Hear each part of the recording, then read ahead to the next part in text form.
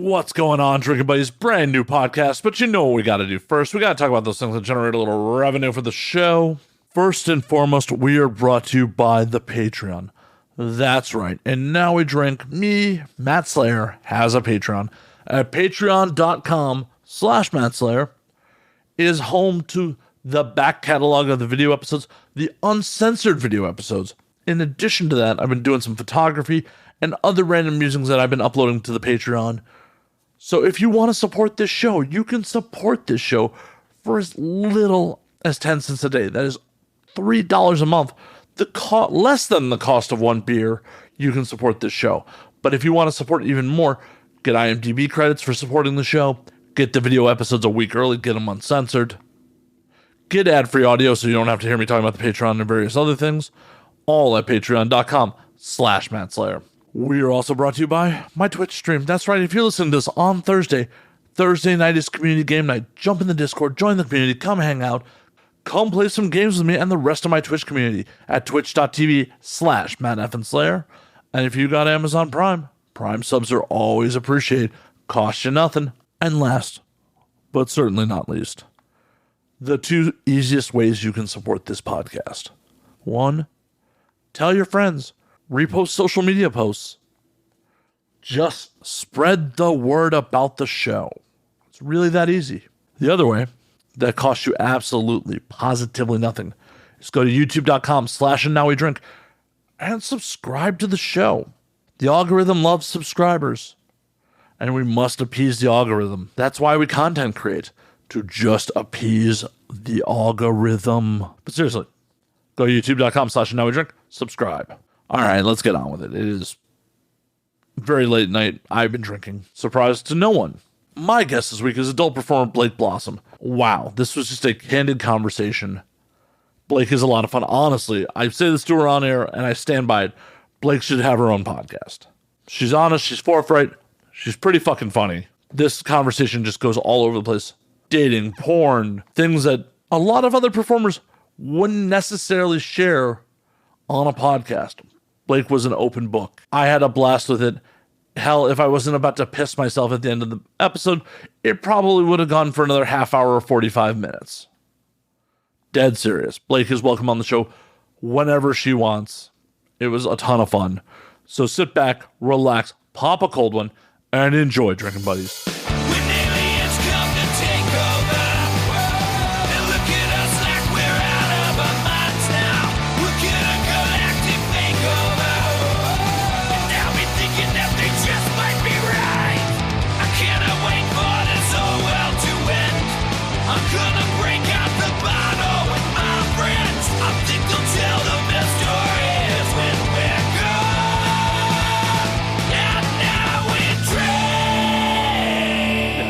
Fine. As long as it's not hell, even if it was DMT, I don't care. Oh fuck. Yeah.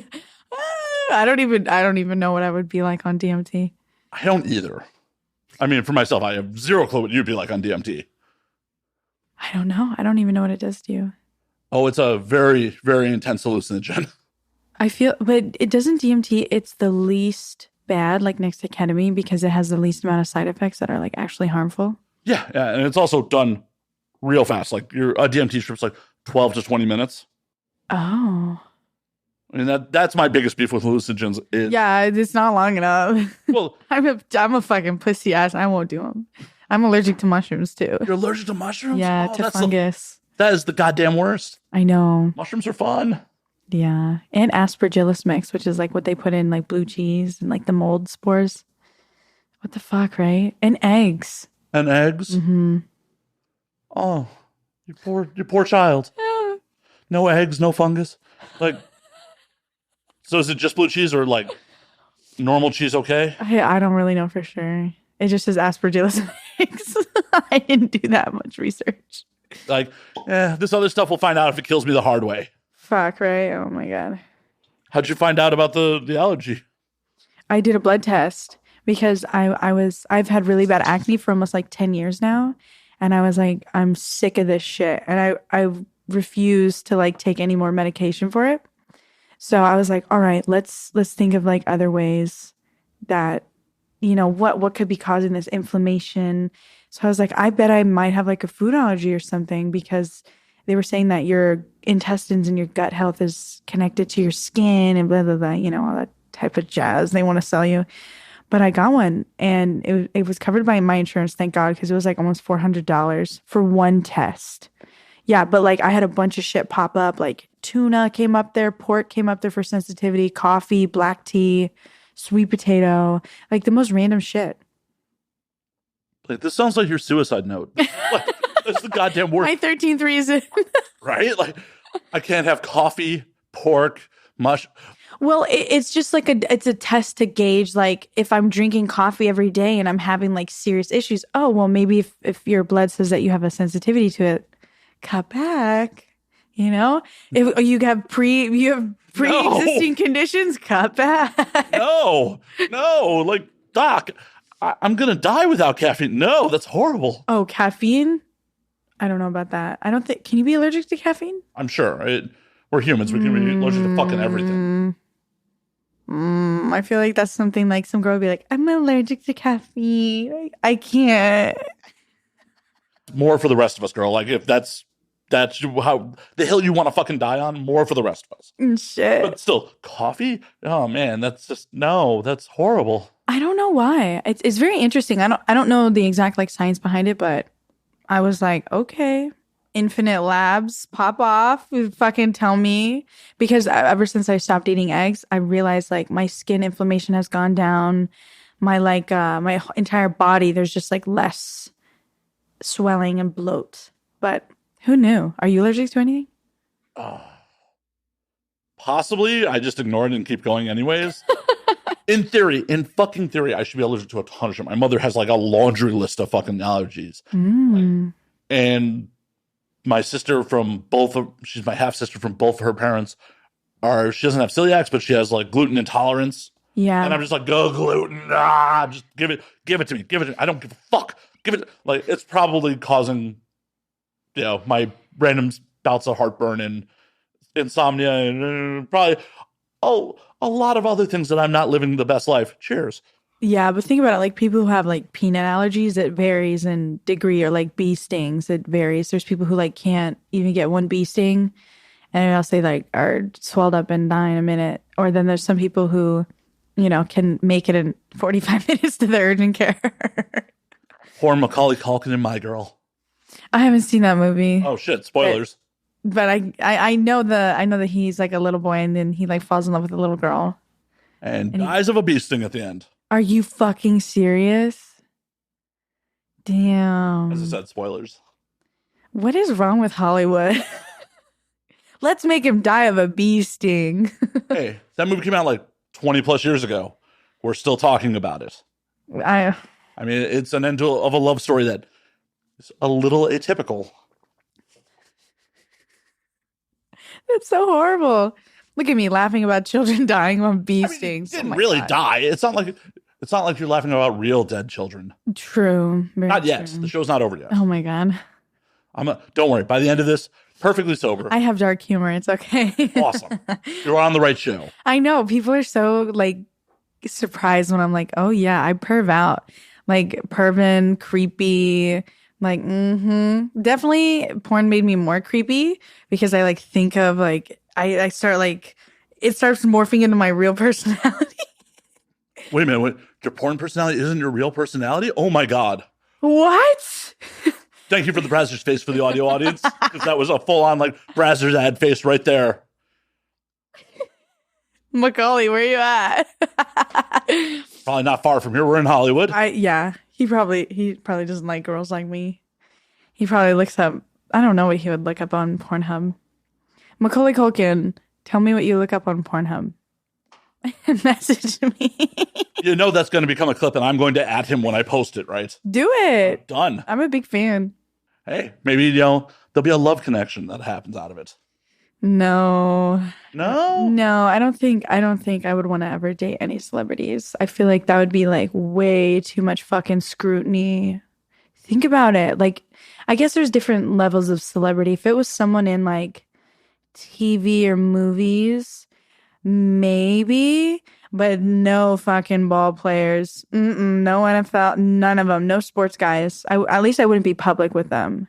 Because it's like, just how many times are you going to cheat on me? How many times you get all your baby mamas, you know? You have firsthand experience here, or? Not really. I've had some people message me, but I've never like gone through with it. There's only, I guess, like one TV personality guy, but he was super chill. He's on E! Network. Holy shit. Yeah. Are you telling me? You're like, I know exactly. No, he's a wonderful guy. And that's what's like really interesting. Was it Ryan Seacrest? Oh, fuck no. Fuck no. Ryan Seacrest, leave me alone. Oh my God. I don't think he would enjoy my presence. He'd either be like, all right, we're giving you a show. You're fucking insane. Or we're putting a restraining order on this girl. Possibly both. This is the first season plot line. He's like, here, take a show, get out of my life. If you see me at the studio, just walk the fuck away. But I want that 5% for life. By number of celebrities, how many have slid into the DMs? Maybe like 100 over the last like 2.5 years. 100 into it. Maybe like 100. Oh, there's one guy who's been in a fuck ton of movies that I love. I grew up dancing. And that's all I'm going to say. That's all I'm going to say is I grew up dancing and I loved these fucking movies that he was in.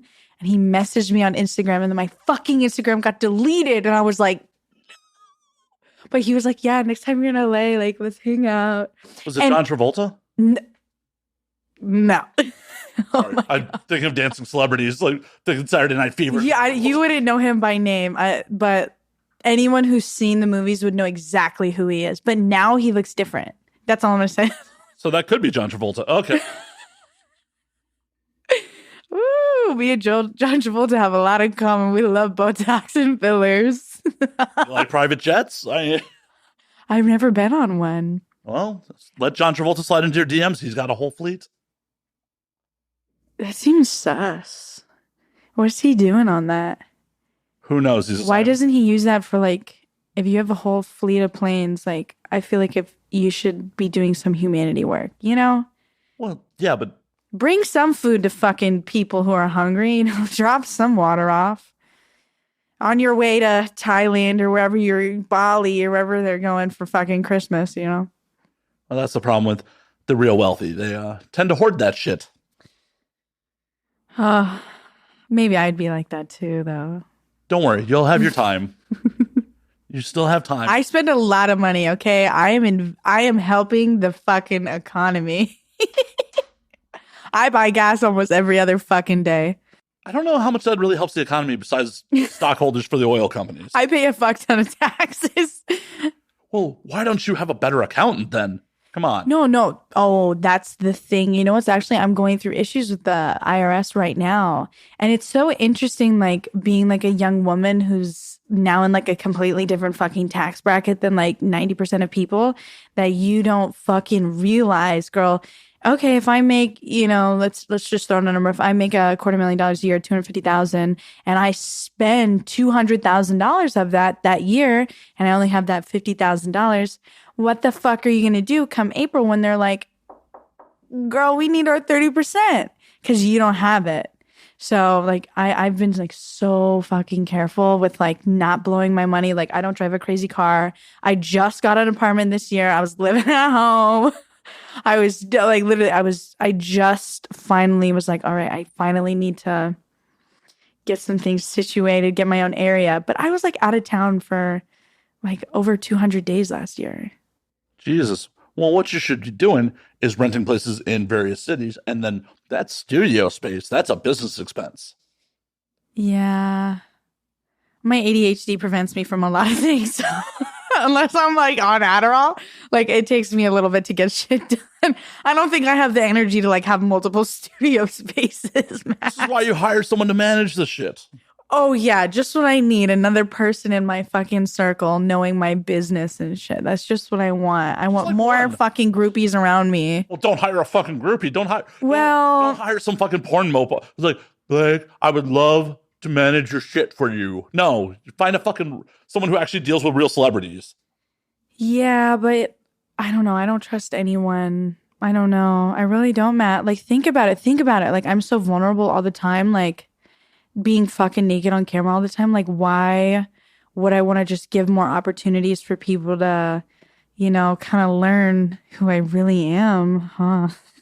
Well, that's why you find and learn my secrets. That's why you find someone who's fucking licensed and bonded and like a proven commodity. Well, yeah, you're right. I need to step it up. Yeah, don't fucking hire an assistant that you meet in an Exotica. Like, oh my God. I've never been to Exotica, but I heard shit popped off this year. And Miami was just last weekend. Yeah. And what's really disappointing about that is there's certain people, not that I personally like really hate or have beef towards, but I see that they're there. And I just feel like some people just, I guess, think of like all the people that are like kind of like rejected and not really like worked with a lot. And you're kind of like, why aren't you like, in kind of like the mix of everyone else? And it's kind of like you have to kind of take that chance with people. And being at those conventions, like all fucking swarms of people. You got cam people, you got OnlyFans people, you have people who used to do porn, you have people who are like porn adjacent, or then you have like guys who just hire, the girls, and then they show up and they're like, I'm an OnlyFans creator, I have a camera. And you're like, just because you were fucking age verified on OnlyFans does not mean that you can just pay my rate and I'm going to come over. But yeah, it's really disappointing to see some fucking gross ass people mingling with my friends. I get really pissed. I can tell. Jeez. And it's recent because it's fresh. It's fresh. I saw a couple videos and a couple photos that I was really, really disappointed about. But you know what, Matt? I'm going to let people fall on their fucking own. I'm done helping people and being like, oh, no, you shouldn't work with this person because of this, this, and this. At this point, it's not my fucking business. Girl, learn the hard way.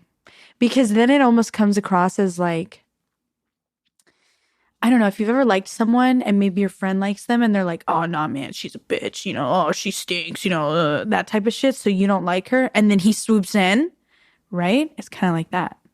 See, this is why I generally take people on first hand. Like, your interaction with them may not be my interaction with them. So, like, I tend to, like, judge people on their own merits. With the exception of, like, people who are like, that guy's a serial rapist. Like, okay, cool. Well, that guy I'll avoid. Oh, my God. You had someone on here that was that? No. Oh. So. Oh, my God. I've been involved in the industry, adjacent, whatever, for over a decade. I've been around for fucking ever. Yeah. So I've had interactions with people that have those reputations over the years, or that some of them are still around. Interesting enough. Yeah, and it's just like, ooh, I'm gonna believe my friends on that one. But sometimes people just they don't mesh, and I'm not gonna disqualify someone just because like.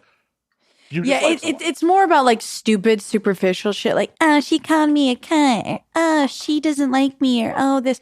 Like, when it's stupid stuff like that, then you're like, okay, insecurity, jealousy, competitiveness with, all the stuff that we're all in competition for.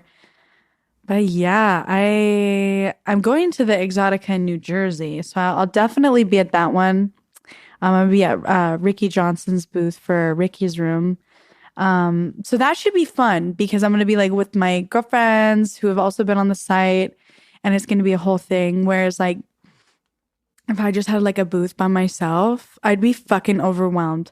And at XBiz, I cut Angela White's line. Oh my God, she had like 100 people in her line. And I was like, swoop. I was like, hey, Angela. And they were like, oh my God, it's Angela and Blake. It's Angela and Blake. And I like literally was like, fuck yeah, I'm with Angela. Like I cut all you, I cut all you guys. But I had to. Oh, yeah, I mean, why the fuck would you wait in that line? Why? I know her. Oh my God. I hope she laughs as she says she knows I adore her. Oh no, Angela's the fucking best. Honestly, I can't really imagine Angela being like negative towards anybody. Like I'm sure it happens. I've never heard her say one bad word about anyone ever. Yeah, I haven't either. I'm sure it happens. She is human. Believe it or not, folks. Angela White is human. You might not believe me based on her output, but she is a human being. So I'm sure there are some people that Angela's like, not the biggest fan of. But yeah, but I saw her standing there and she was, and the thing that I found was really interesting about her compared to some of the other people, it was like some girls were like, oh, okay, your 30 seconds are up. Bye-bye. If you're not going to be buying a signed picture, you're not going to buy something from me, then okay, bye. Like I was giving out free Polaroids every fucking day, all day. I was like, I don't give a shit. Let's take a Polaroid. I'll sign it for you. But she had people, like they were talking for like, longer than 5 minutes. So I just found that was like really showing of like her character, like as a person, that she really cares and will talk to you, and answer all your questions. So now I try to be like that with my fans instead of like, oh my God, Matt, I want to be a cunt and just be like, fuck off. I don't want to tell you shit, motherfucker. Like, leave me alone. I like, seriously, I'm like, why do you give a fuck what I'm wearing or like my panty color or how many dicks I want to suck in a day? They just want to know you. Because they're having, without you, what they probably consider in their brain to be an intimate moment. That orgasm is probably an intimate moment for you. So if they can truly be intimate with you in some way, shape, or form, it probably makes that shit much more intense, intensifies the situation for them. This is just me guessing. I don't fucking know. Oh my God. Well, let me tell you this fucking shit. I started camming. I started fucking camming. Whole different fucking breed of men. I'm so sorry. No, I was like, you know what? Like, I made a free OnlyFans. So I was like, okay, like, how can I get more people to like follow my OnlyFans? If they, my fans from Twitter, if you want to follow me there and, like post different stuff that I don't put on Twitter. So I was like, how can I promote that? And I was like, well, how can I just promote my fucking brand and pour that shit? Yeah. That's it. That was a quick pour. For the camera, this is how much of the bottle has gone in me already. Blake is not drinking at all. I love that she is playing my normal role. Like, yeah, drink more, drink more, drink more, drink more, drink more. Yeah, at the end of this, Blake's gonna have to like kill the cameras and like hit stop all the way. I'll pass out. Yay, Blake! Hey, so thank you for doing the show. I don't even think I introduced myself.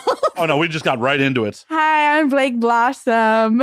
I have a free OnlyFans and a paid OnlyFans, and now we're talking about.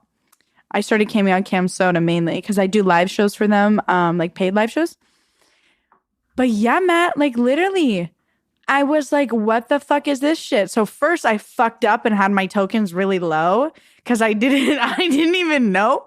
And I didn't know how to like add any of like the little spinny fucking spin wheels or the lottery or coin toss. Like they have little things that like encourage fans to do the tokens. And I didn't really understand that. So I was just on there. And I mean, I sat on there for like 6 hours. And I mean, I made surprisingly more than I would like thought I could. But I was just really surprised that the like I don't know, maybe it's just because everyone knows that they're in there together and the chat was just so fucking weird and cringy.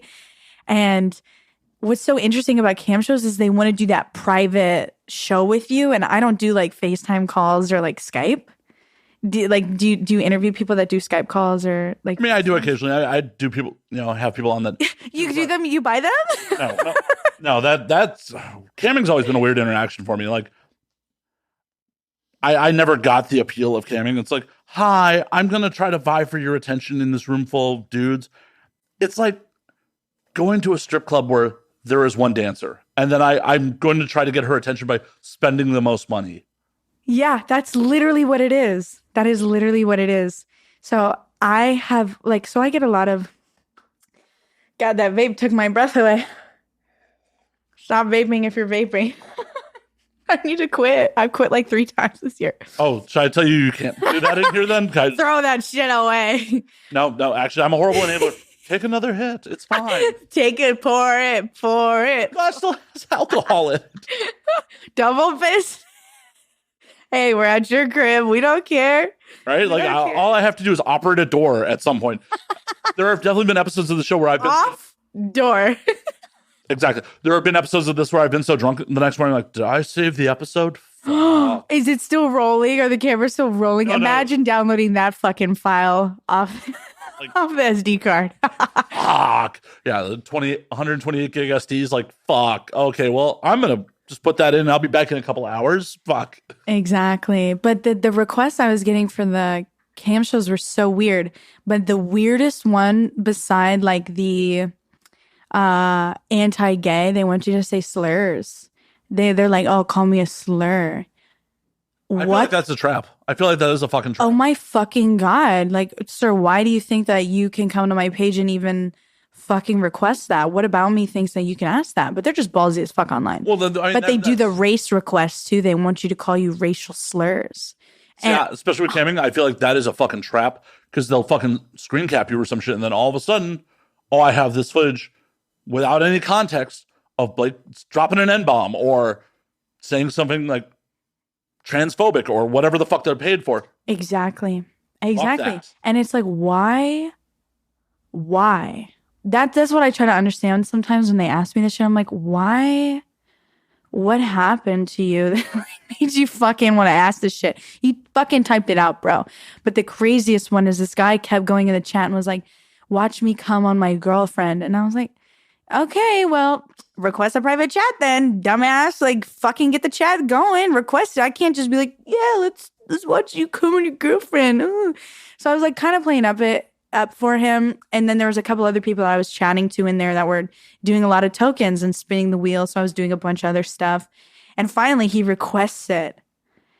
Oh my God. I don't even know if this was fucking real. And if it is, like, I don't know. I had no idea if it was real. So he is like, it's like from his POV and I can see him jacking off his dick. And it's just like a normal, like average, I don't know, maybe he was white and he was wearing like a black shirt that covered his belly, no tattoos or anything. Cause I look for that shit. I'm like, you got tattoos? I'm gonna identify you. And he's jacking off and his fucking girlfriend is wearing like black shorts and like another black shirt, sleeping on the fucking bed. Like, but here's the thing why I think it wasn't real. Who the fuck sleeps like this? I'm sorry. Not even people in fucking TV shows sleep like this. And it just was like, it just looked too staged and she wasn't moving and he was standing over her and he was like, oh, telling me to like say stuff like, oh, come on her. And I think her name was like Brianna or something, like Brianna and he's like, tell me to, oh, I want you to come on Brianna. And I literally was like, I almost didn't even believe if it was real because, you know, and he came on her fucking ass. He came on her fucking ass and then immediately ended the chat. And I'm left like looking at myself in the chat like, he just came on Brianna. That is not the worst shot that a Brianna has taken in recent memory. Sorry, I had to fucking say it. Shout out to all the Briannas.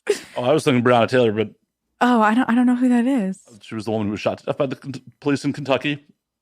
It was one of the things that I don't watch the news. That was one of the things that sparked a lot of the Black Lives Matter protests last year. Oh, so that was a super dark joke. I need to be more educated. That was a super dark joke. Shame on me for not fucking knowing. Shame on me.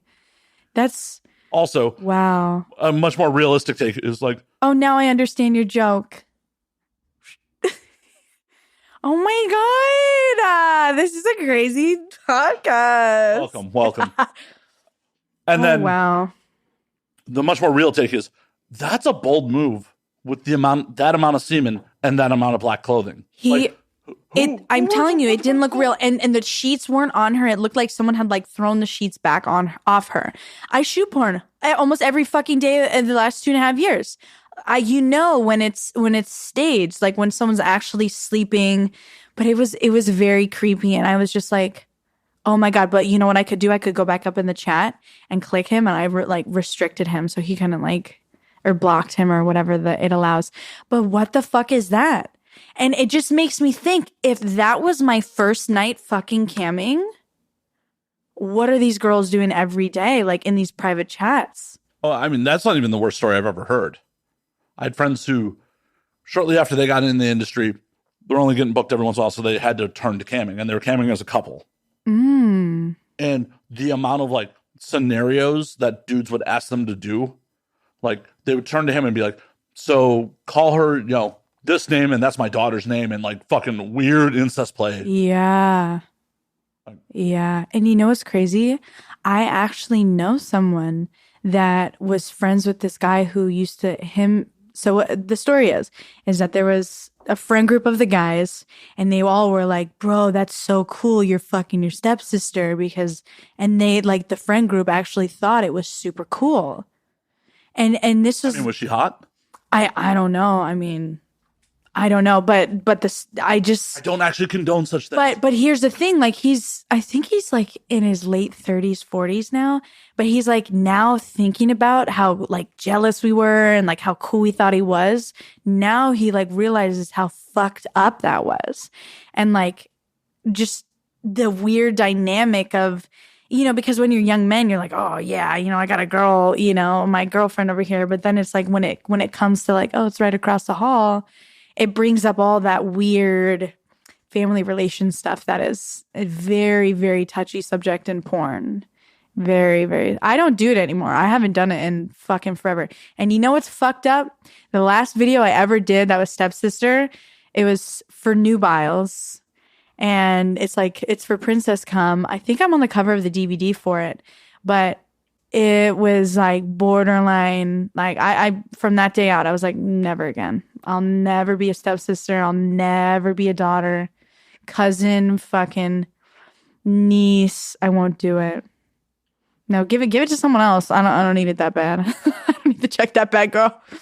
See, I have theories about that shit. Like, I don't know how much that shit actually people are into as much as like, oh, this is the setup and we just put two hot people together and they're clicking on the scene because it's two hot people. Not necessarily because of how many people actually give a fuck about the setup for a scene. I don't know, because then you dive into the concept of like, what is a consumer of porn? Like, who are you making porn for? Because there's so many different people in the world that it's like, you can make porn for pedophiles and you can make porn for fucking rapists and shit. On the first one, you definitely cannot legally, and we do not condone such things. No, I don't mean it like literally, but it's obviously very fucking geared toward people that have. Oh no, like the brightly colored, barely legal scenes where like it's like, why do I need to be wearing a backpack that's at from the children's place? Like, why do I need to have my hair in pigtails? Like, granted, pigtails are cute, but I mean, if you're picking a girl who looks like she's maybe 15 or 16, who just physically, she's over 18, but she looks younger, and you purposely dress her and stuff like that, to me, it just makes me think of like who is, because as content creators, we're like, okay, who's buying our stuff? What are they wanting? What are the big numbers pulling? And it's like every fucking time you pull the statistics and it's like stepsister, stepdaughter, fucking number one thing. I would be curious if you took the same scene and cut it twice, like once with the step fucking, bullshit in it and one without, and put them both out there with, different titles or whatever, but put the exact same sex scene. Yeah. And see how well it performed. If it was just like, oh, Blake's hot with whoever, or it's because Blake's saying, oh, stepbrother, give it to me hard. Like, yeah. But there's different degrees of like what you're doing with step porn, because the way you post it, you can have the scene that's like, a script. There's some type of way that they meet. There's some type of reason why they're fucking, and then there's and it's very obvious that that's what it is. It's titled that way. Then you have the scenes that are just normal and they're just titled stepsister fucks. And it's like a POV video. The girl's face that's fucking cut from here. It's a POV. Her head's not even in it. And it's like, I fucked my stepsister in the morning. You're fucking we don't know who this bitch is. Right. We don't know what's going on. You're just fucking her. We can't even see her face. Like, for me, I honestly hate that trend in porn. I hate the trend of fucking the head cut off. I don't know. When I am trying to, have self-gratification, I want to see that the girl I am fapping to is having a good time. And if her face is not in the fucking frame, I can't tell that she's having a good time. I get in really heated debates with people about what it really means to be a porn star. Oh my God, there's just a whole other fucking So what is your take? Ocean to dive into. Well, we got time.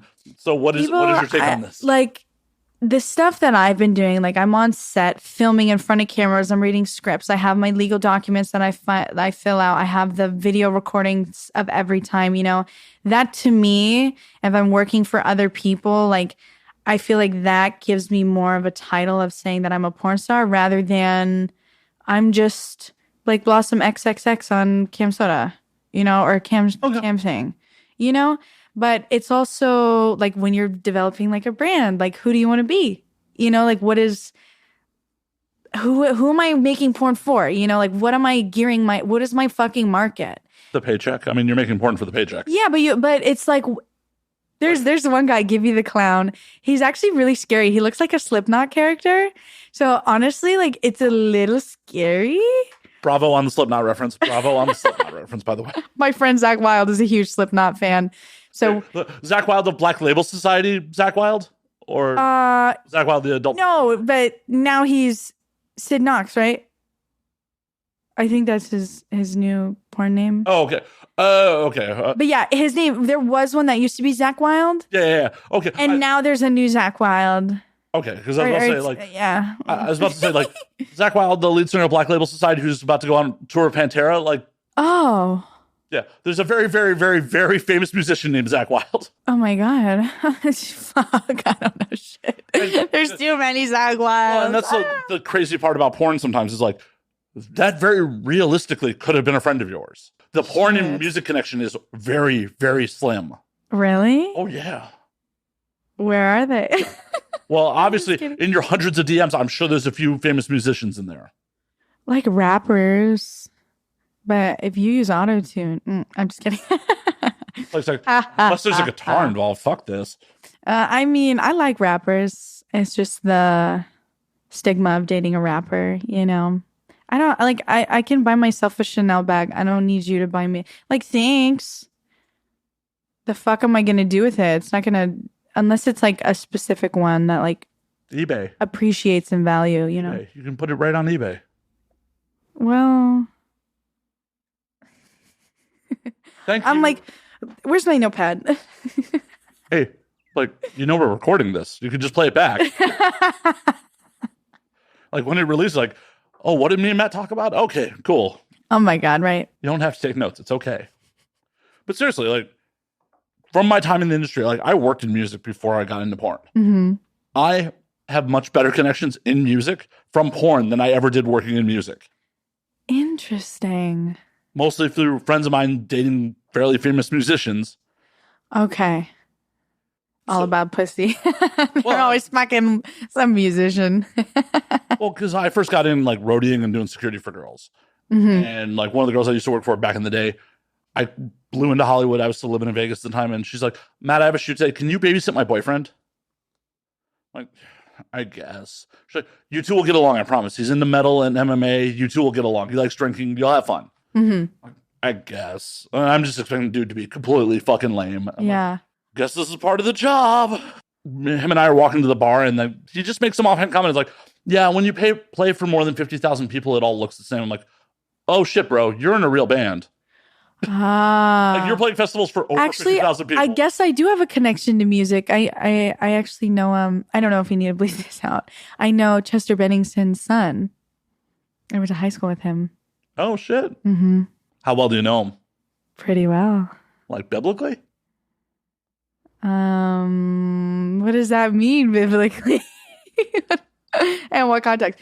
I know him. I haven't talked to him in a long time, but he knows who I am.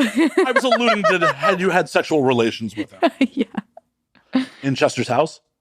No. Oh, that would have been rad. Like Chester makes you breakfast afterwards. Like that would have been really crazy. My dad would have been pretty cool for my dad. Wow, that makes me feel old. Like, oh yeah, Linkin Park would have been cool for my dad. Like, oh, that's a band I listen to. Fuck. Oh my God, I hope he doesn't hate me for saying that. Oh my God. I'm gonna get a message to be like, stop saying my name on the internet, bitch. Like, I didn't say his name. Pretty easily Googleable of who Chester Bennington's children are. I'm just putting that out there. But any man who's upset with you for claiming that you had sex with them on the internet, fuck their opinion at that point. Oh, well, we've had a couple liars in the industry that have lied about fucking me. Really? Mm-hmm. What was their justification on that shit? Honey. Oh, I'll never talk to you if you ever claim that. And it was very interesting. So I just did a scene with a friend of mine. Well, he's not really my friend anymore, but I did a scene with this guy, and he like lives with his friend. And like we were talking or whatever, you know, showering, like taking turns in the shower, and he goes, "Oh yeah, you know, like you should film with me and my bro." And I was like, "Oh well, I've never done anything with him. Like, you know, not really my thing. Two guys, not my thing, you know." And he just kind of went, "What? What do you mean?" I said, "Yeah, I've only met him like twice, and the first time he barely said anything to me. He sat there." You know, and it was just the most awkward thing. And I was like, no, I would know. I have no problem telling you everyone I've fucked. I don't give a shit, you know, performer-wise. But and celebrity performer-wise, Matt, oh my God. Performer-wise and celebrity children. Jesus Christ. But it was a very interesting thing. But it's like, do I take it as a compliment? It depends on who it is as the guy, in my opinion. If you're kind of like a scrub and kind of like not really, you don't really know me, you're not really like my friend, it's very fucking weird. But if it's like my friend's like, "Oh yeah, fuck that bitch," you know, joking around, I think I wouldn't be as weird no matter what. Okay, it's weird. It's weird no matter what. I've never lied about fucking anyone. You know, like I don't think like that's cool. I wouldn't make up, "Oh yeah, I fucked that guy. It was crazy." I mean, I've definitely lied about not fucking some people. Been like, "Yeah, I definitely did not fuck that girl." Oh. See, but you live and you learn. Oh yeah, no. You live and you learn. You got your nut.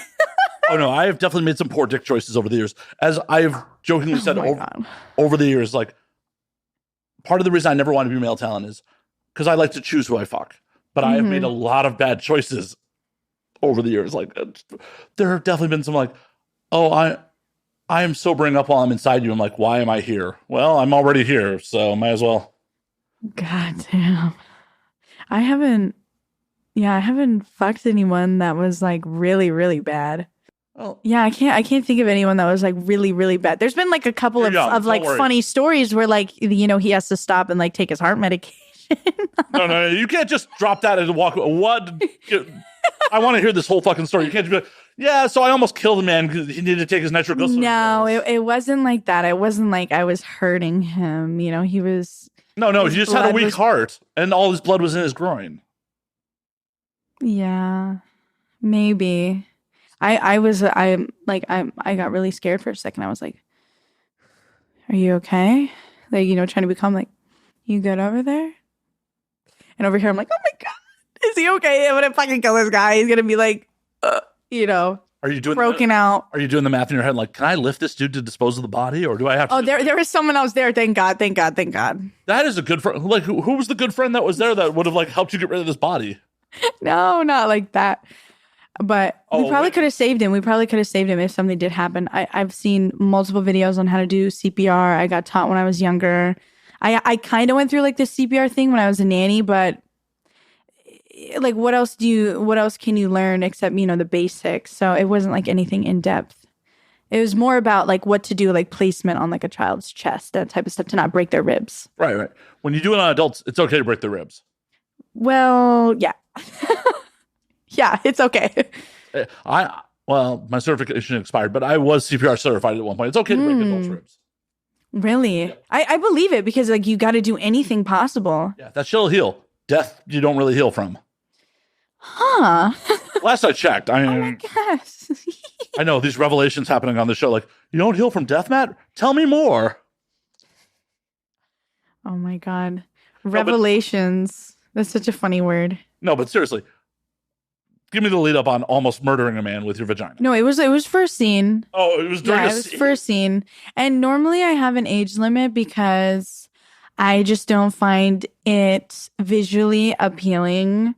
When the old man has bigger tits than you, I get that. No, I mean, it's different when they're bigger than me. I don't mind like fucking fat guys, but oh my God, you have just launched like 1 million fat guy boners on the internet. There's certain things, like if it's for a Santa scene, like you have to be a really fat Santa. Like, I don't want to fuck you if you're a skinny Santa. You have to be a huge Santa. I want a huge Santa. You're like. Please tell me that's already happened. No, I never fucked Santa. Producers, you're fucking up here. This was a couple months away. You can still release it. But think about it. It's a very niche group of people that would want to purchase a video like that.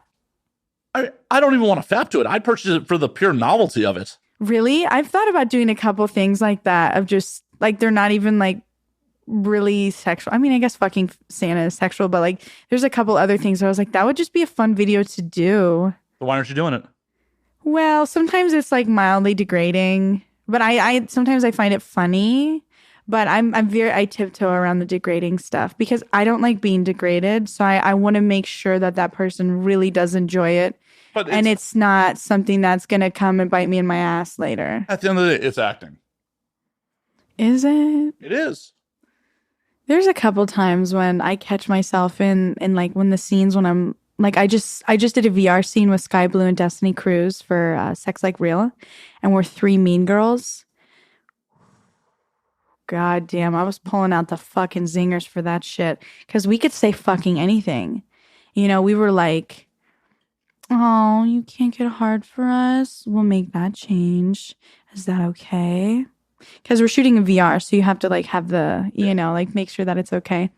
We were like, he was like the hall monitor and he caught us and sent us to detention. So we were like, yeah, you're not going to be a little fucking loser ass hall monitor anymore. Oh, yeah, we're sucking hall monitor dick? Really? That's how we're going to spend our fucking Thursday afternoon? Really? But I mean, I don't really remember a lot of the stuff I said during it, but it just kind of comes out naturally. But the mean scenes are really fun. Like I did another one for Touch My Wife.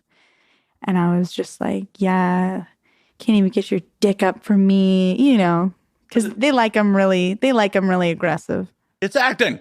It's okay. I guess it's acting. It's improv.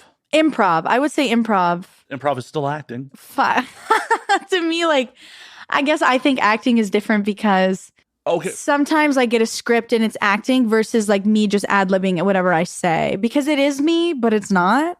It's me in like a different atmosphere as Blake. You're playing a character. At the end of the day, Blake is a character, right? Yeah, but I guess the real me does come out in those mean scenes. Like I fucking love saying mean shit sometimes.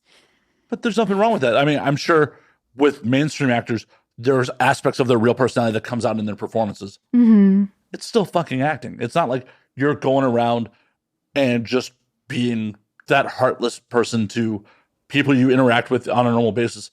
At least, if you do, you managed to hold it in for the 15 minutes before we got on air. You were very charming before we even got on air. So. Good. I can take my mask off now. Now the cameras roll, and you're committed to doing this podcast, Matt. Oh, we're going to talk some shit. It's not talking shit if it's true. Retelling stories is not gossip. Sure. I believe you. Put a little sparkle on me. We need to backtrack a little bit though, because we did not get the story of. I know. I told you ADHD. You and me both. The show tangents all the fucking time. As the host of this show, it's my job to reel it back a little bit, and be like, "Hey, Blake, how did you almost murder a man with your vagina?" It was on set, and he was, he's older, and I was just like, I don't know. I'll do it if you put me on the box cover. And I'm on the box cover, and I look damn good in that cheerleading costume. But it was interesting. It's always very weird because like you have to have like a little bit of chemistry. At least I have to. I have to have like I have to find like one thing about you like a little hot. Even if it's just how your dick hits the back of my throat, that's the one thing. Isn't it a little late at that point? If it's how isn't that a little late at that point? The timeline doesn't matter, Matt. The timeline doesn't matter. I mean, that you like chronological order? Oh my God. Well, it's just like, oh, hey, boom, this penis is already hitting the back of my throat. I guess I'm into him now. Matt, you might have just hit it right on the fucking head. We need a soundboard like, woo, clap, clap, clap. What, do you think this is a morning zoo? I got fucking sound effects on the ready? What the fuck? Fuck, dude. Where the fuck do you think you are? No, we got through majority of the scene, right? And then it was really hot upstairs because you have to turn the air conditioning off sometimes because it's really loud and the microphones pick it up. I know nothing about this. As you turn off the air conditioning. Oh, it was off before we started. I make that mistake every once in a while. It took that long to turn off? No. Every once in a while, I just fucking forget because one-man show. Mm-hmm. Every once in a while, like, oh, fuck the AC. Oh, my God, right? And then you're like, I'll fix it in post. Exactly. Another perk of being a one-man show is like, well, I'm just fixing that in post. Fuck. But as our ADHD is just going all over. But yeah, he just pulled out a little orange bottle of pills and took one or two. I don't know for sure. And then he said, Wait. He didn't tell you to spit it into his mouth? Oh, God. No. Oh, no. I might be a porn star, but I'm very vanilla when it comes to. Oh, no. If I was having cardiac arrest on set, I'd be like, spit this pill into my mouth, girl. The BTS of that is amazing. Oh my God. Can you I like you just look over and you're like, girl, did you just spit that in his mouth? Oh yeah. He said it's the only way he could swallow them. What do you mean? Oh no, I'm stuck. What do you mean you're stuck? I can't move. Oh my God. I just have a whole vision of like, girls with older performers and like them spitting Viagra's into dudes' mouths as part of the scene. Oh my God. It's going to be like, so what are your do's and don'ts? Also, let me know, do you have a pacemaker? Do I have anything that I need to worry about cardiac wise? What's your cardiac health like? Can I talk to your doctor before we do this? I need to make sure you're healthy enough to have sex. But the interesting about that situation is it actually was a really good scene. Like, I actually was like, oh shit, he can fuck. Damn, man. And so I enjoyed it. It was a great scene. But it was just that one funny moment of like, haha, like, oh, we were joking about it. And then it was like, oh. So what did you decide was hot about him besides that you almost killed him? I don't know. He's like, it was there for a moment. I don't know. I feel like the more I do porn, Matt, the more quick I am to like someone and then like not like them. It's very fleeting. No, I'm serious. It's because like I don't know if I'm just a very jealous person or I have like anxious attachment style, but like as soon as I get to know someone and they like do something, like maybe they cancel plans on me or maybe I see them like out with someone else, I'm like, I don't like them at all anymore.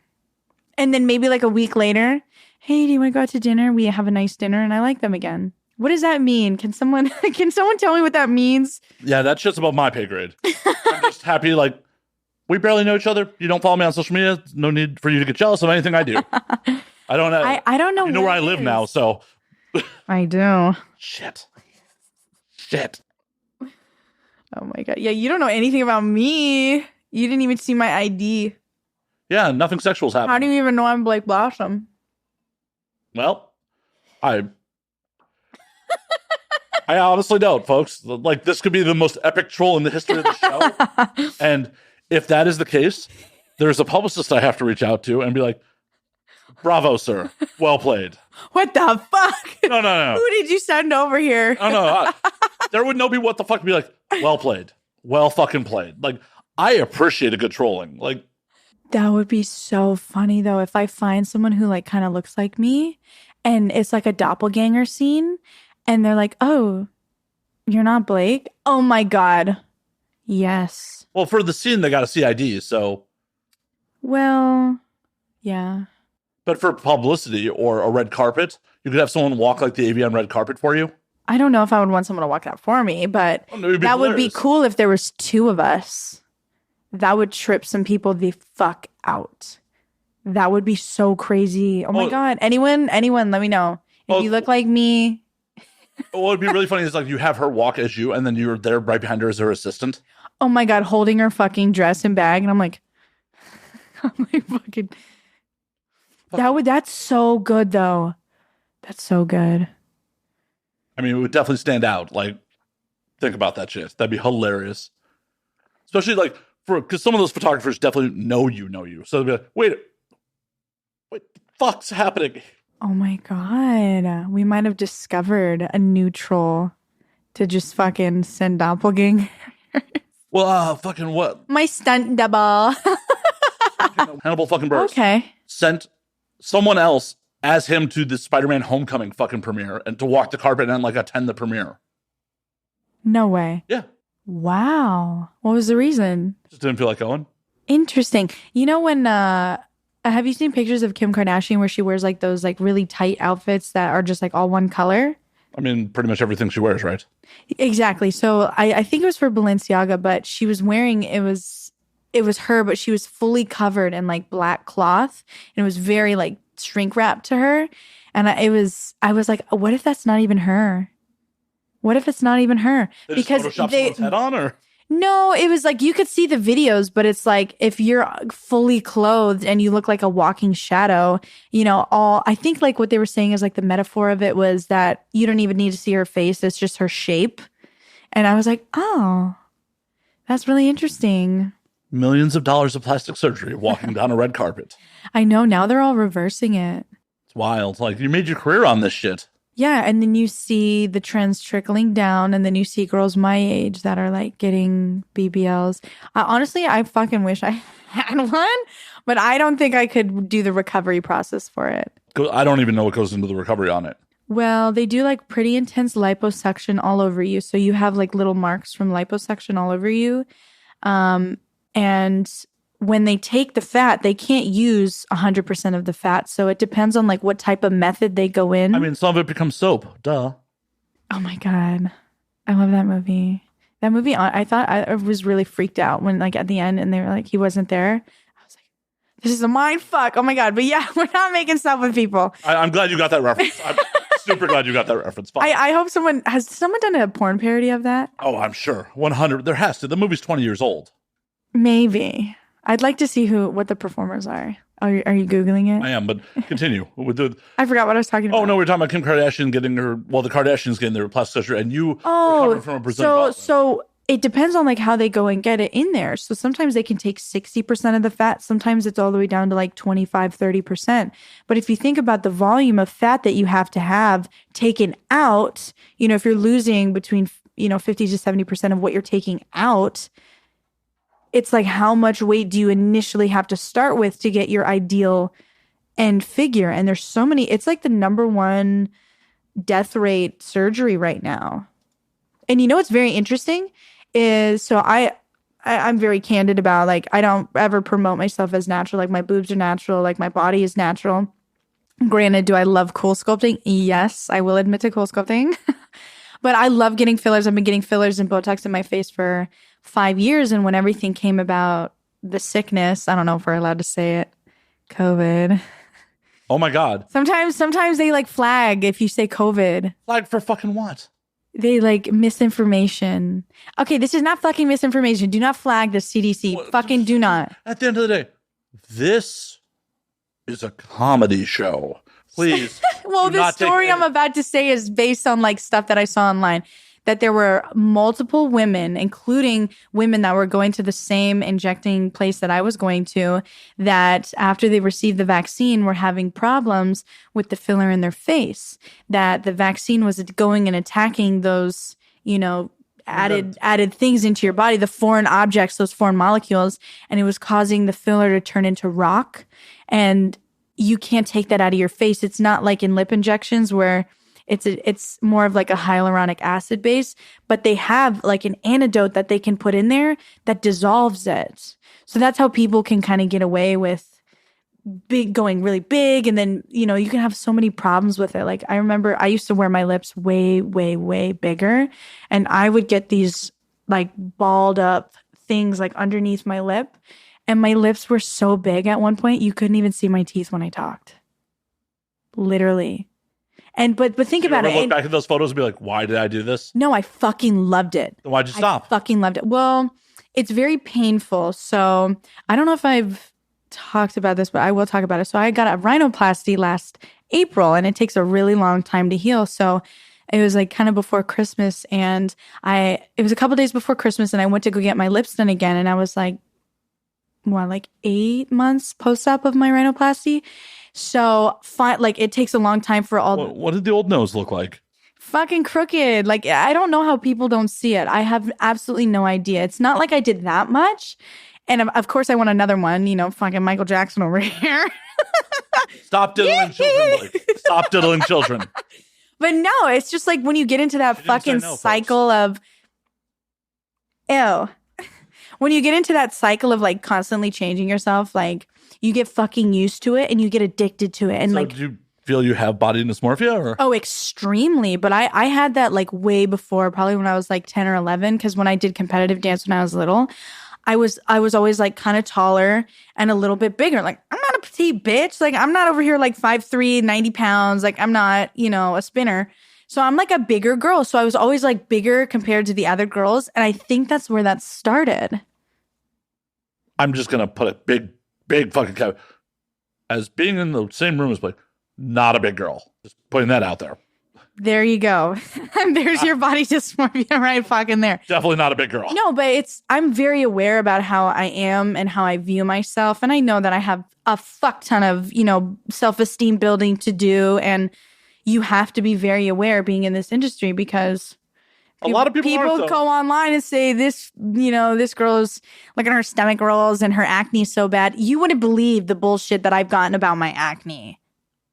Do you know how to wash your face? Have you ever tried this? Bitch, I've tried fucking everything, okay? I'm a 22-year-old young woman who wears makeup sometimes multiple times a day. Yes, I wash my face. I spend thousands of dollars on lasers and fucking chemicals to try and fix it, okay? That's how deep this shit has like really gotten in my life because now we're adding another layer to it. I'm on camera all the time. I got my lips done when I was in high school, Matt. I was a senior and I got my fucking lips done. That is wild to me. Didn't tell my mom. Fucking spent $180, got a fucking syringe of Juvederm, and I loved it. And I've been hooked ever since. Like, but the problem... What doctor was just like, high school student, this is cool. My friend's mom was a fucking nurse, but she has a lot done to herself. And she projected a little bit onto her daughter and would say like, oh, like, I can't wait for my daughter to, like, do this too. That is fucking wild. Scottsdale, Arizona, man, like we're crazy out there, but it compounds. So it's like if I'm already experiencing that as a child, and then we see like Kylie Jenner and Kim K, with all this plastic surgery, and I grew up with Instagram, right? So it's like that's what I've grown up with. That's all I know is that if you have money, girl, you can change your face. You can buy your titties. You can buy yourself an ass. You can buy yourself. There's plenty of guys that I know that have chest implants, calf implants, fucking penis enlargements, penis pumps. So it's like when you grow up in this era of like you can change yourself so much, think about what it does to us fucking young girls on camera. Oh, no. When you're finally like 6 months in and you have, 20, 30 racks sitting in your fucking account and you're like, I'm going to go get my lips done. My friend has her done. I saw this girl on set. She had, all this shit done. I totally fucking get it. Hell, Facebook came out not too long ago about, they had internal memos being like, yeah, we know Instagram is negatively affecting the self-esteem of women. It's the filters. And I think there's, in the state of Texas, I don't think you can do face filters on TikTok. No, you can't. It's the filters. It's also... social media is curated life. Mm-hmm. No one really has the expertise to explain that to their children because I'm assuming your parents are probably a little older than me. Mm-hmm. Well, yeah, my parents are older. Well, I'd hope so. Like, because my mom's 31 years older than me. Okay, so they're a little. Your mom's 10 years older than me. At that or somewhere around there. I've been drinking math. It's hard, but. The point is, we are of a generation where social media was a thing as once we were adults for the most part. Mm-hmm. So the navigation of it isn't as prevalent unless you're doing stuff like what I do for a living. Is like if you're an adult in Hollywood who does content creation for a living, yeah, you're up on social media. But if you're just like, I have a normal 9-to-5 job, why the fuck would I be up on this? Right. How are you supposed to like navigate with your children who are inundated with this shit? And now it's different with TikTok because everyone's making TikToks. Everyone can be a TikTok star. But yeah, it's very interesting because it's like if you, like I was already depressed as fuck before I got into porn, right? So it's like when people try to say, this is probably not the best place for you. That's what people say. And they fucking try and say, oh, porn made me so depressed. It made me have an eating disorder. And it's like, were you having that before? Right. Well, what was the timeline? Because if you were already doing that before you created this persona, I mean, it can exacerbate it and make it like really fucking bad. Oh, 100% it can. Fuck. Anything that, you know, if you have an alcohol problem, if you have a drug problem, like, but you have to know, like, girl, you need to fucking work. You're in your prime, bitch. So many people lack self-awareness. Completely. Or they choose to not give a fuck. They're like, woo, I don't care. I'll fuck anyone with $2,000. And you know what? Shout out, girl. And you'll learn. Or not. Hopefully. Otherwise, there'll be some fucking tragedy story, and those happen. I don't care about being mean to my friends. They say they're doing some dumb shit. I'll be like, the fuck are you doing that for? Why? You don't know how to. Oh, well, I'm not making money on my OnlyFans. Okay, you want to collab? Okay, we'll find other ways. I mean, as much as I don't hook. So I've only escorted one time, and you know, you got to try it once. I had to see what all the fun was about. I didn't find it very fulfilling. I found it very boring, actually. Can you tell the class the whole story? I mean, you opened the can of worms already. The thing about it is, I say no to everything first. Like, I've never had a sugar daddy. I don't care. I'd be a horrible sugar baby. I don't want to fucking talk to you. Direct deposit. We don't need to meet up to get the check, you know? Some sugar daddies might be super into that. I don't do it. I mean, if you're not into it, don't do it. It's just not my thing. I don't find joy in like doing that. So for me, it's like, why would I hook? Like, I'd rather be on a camera set. Like, I like a crowd, man. You know, it's just not my thing. So have you thought about getting into feature dancing? A little bit. That's funny that you bring that up. Well, you just mentioned you want to be in front of a crowd. That is the number one fast track to being in front of a crowd. I mean, there'll be more people on a cam show, but it's not a real crowd. But yeah, like the performance aspect of it. But what? No, so it was. To know you. It was chill. It wasn't that weird. I just like nothing bad happened to me. Like I made my money and I was chilling. So like, but you know what? I where'd you guys meet up? Was it like a fucking fancy restaurant? Like how? It was in Vegas. I mean, a normal hotel that I stay at all the time. Like I was like, yeah, just get a room there. Like buy me a room and pay me. Like, and then we can go out to dinner. And I'm super chill and like nice. Like I'm not here to like be anything other than, you know, what I'm here for. You know, like I'm not a extra person that just loves to fucking the theatrics. Granted, do I love theatrics? Yes, but it's not a prevalent thing that's always with me.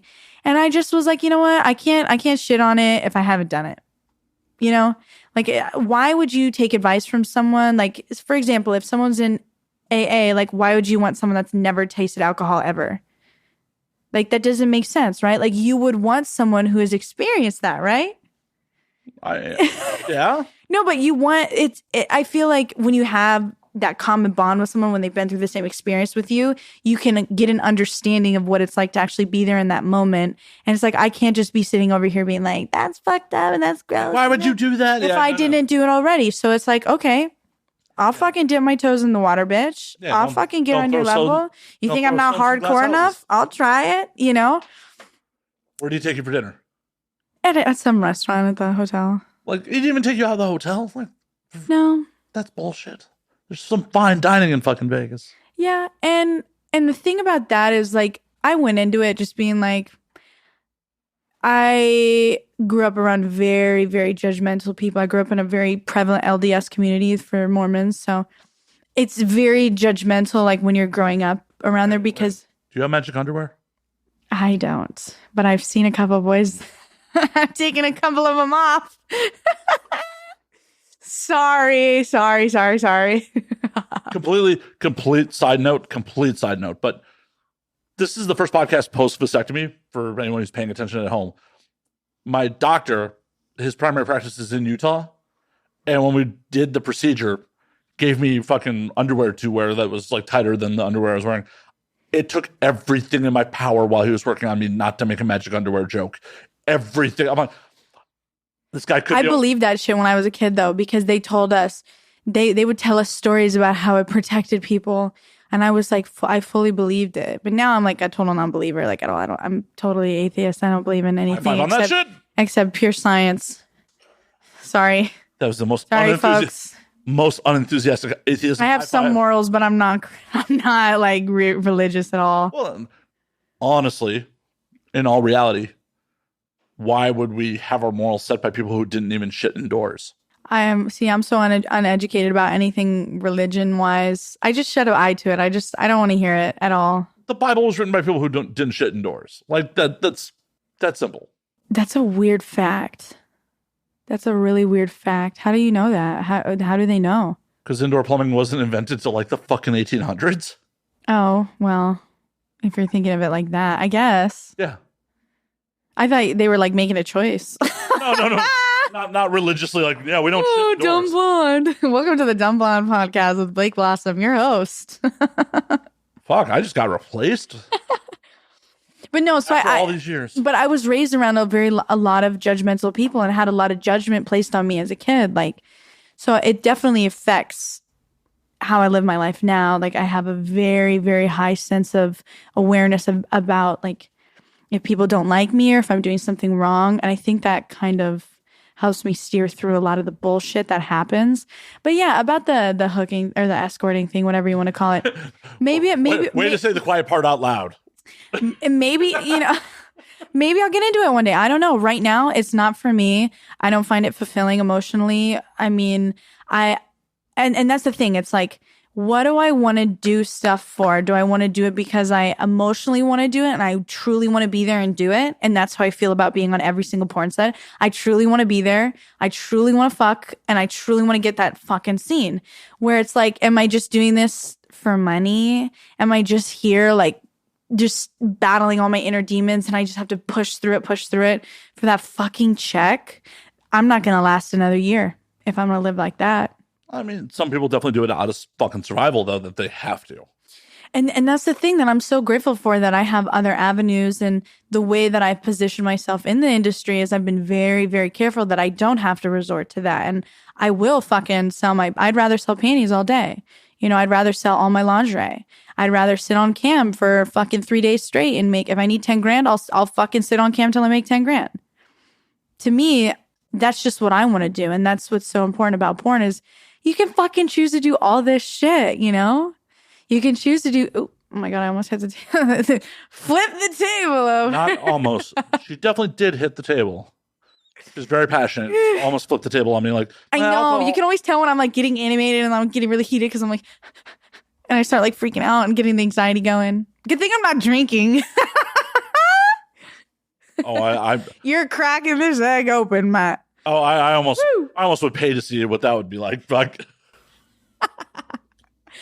Oh, I had a couple of drinks last night and I was like, woo, girl, we got to stop. I'm going to start telling this girl her outfit's ugly as fuck. oh, Jesus. It was so bad, Matt. Like, oh, girl. What were we talking about? Oh, we were just talking about your escorting experience and like how it wasn't for you. Just wasn't my thing. I'd rather be on set.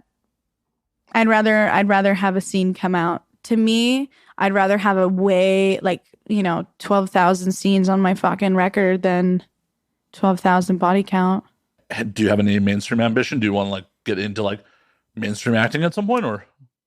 Well, the interesting thing about that is I like being myself a lot, and I like being my true self and taking the certain parts of my personality, like the very sexual, like little demon that like gets released, I like doing that. I like the fun little creepy parts of my personality that I can pull out. But I feel like with a lot of the TV acting, if it's not comedy, I feel like I would be a little put off by it. I don't think I'm good enough, to do that yet. Maybe I need to take some acting classes. and learn how to memorize some fucking scripts. Oh my Fucking God. fake it till you make it. Fuck, it's Hollywood. Maybe. But also, I think I've experienced a lot of like pretty girl privilege in my life where I get a lot of things just because of the way I look. And as I know you're going to fucking laugh, but like that's kind of why I chose porn. Because I was like, I think I look hot. I like having sex. You know, I think I would do better in this industry than trying to bust my balls and be on a fucking TV show. And be competing with a lot of other pretty girls who have had pretty girl privilege their whole fucking lives. Yeah. And it's just where you want to take yourself and what you're okay with and what you're not okay with. And I'm okay fucking people on camera. I think it's fun. I think it's funny.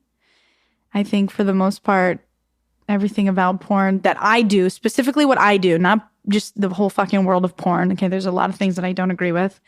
But what I do is it's very curated to what I specifically want to do.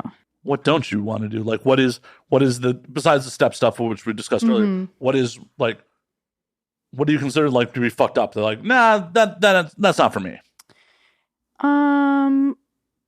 It gets into some weird waters when you start talking about like the violence towards women. Because damn, I love getting fucked hard. You know, like I love getting my hair pulled. I love getting choked. Like but that's consensual. Well, I mean, ideally, anything can be consensual. I mean, but it's to me there's a very important aspect about doing the very extreme porn.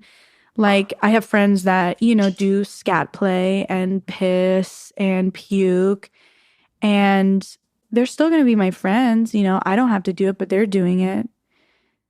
Oh my God, I just started thinking about something else. Jesus Christ. I lost my train of thought. I started thinking about this other video.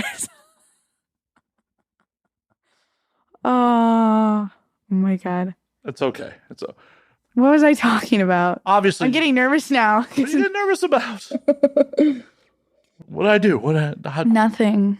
Why are you getting nervous? It's okay. I started thinking about my friends that are doing that, and I just... Well, at the end of the day, you know, as long as your friends aren't hurting anyone, why would you... Oh, I know what point I was trying to make. It's the violence towards women.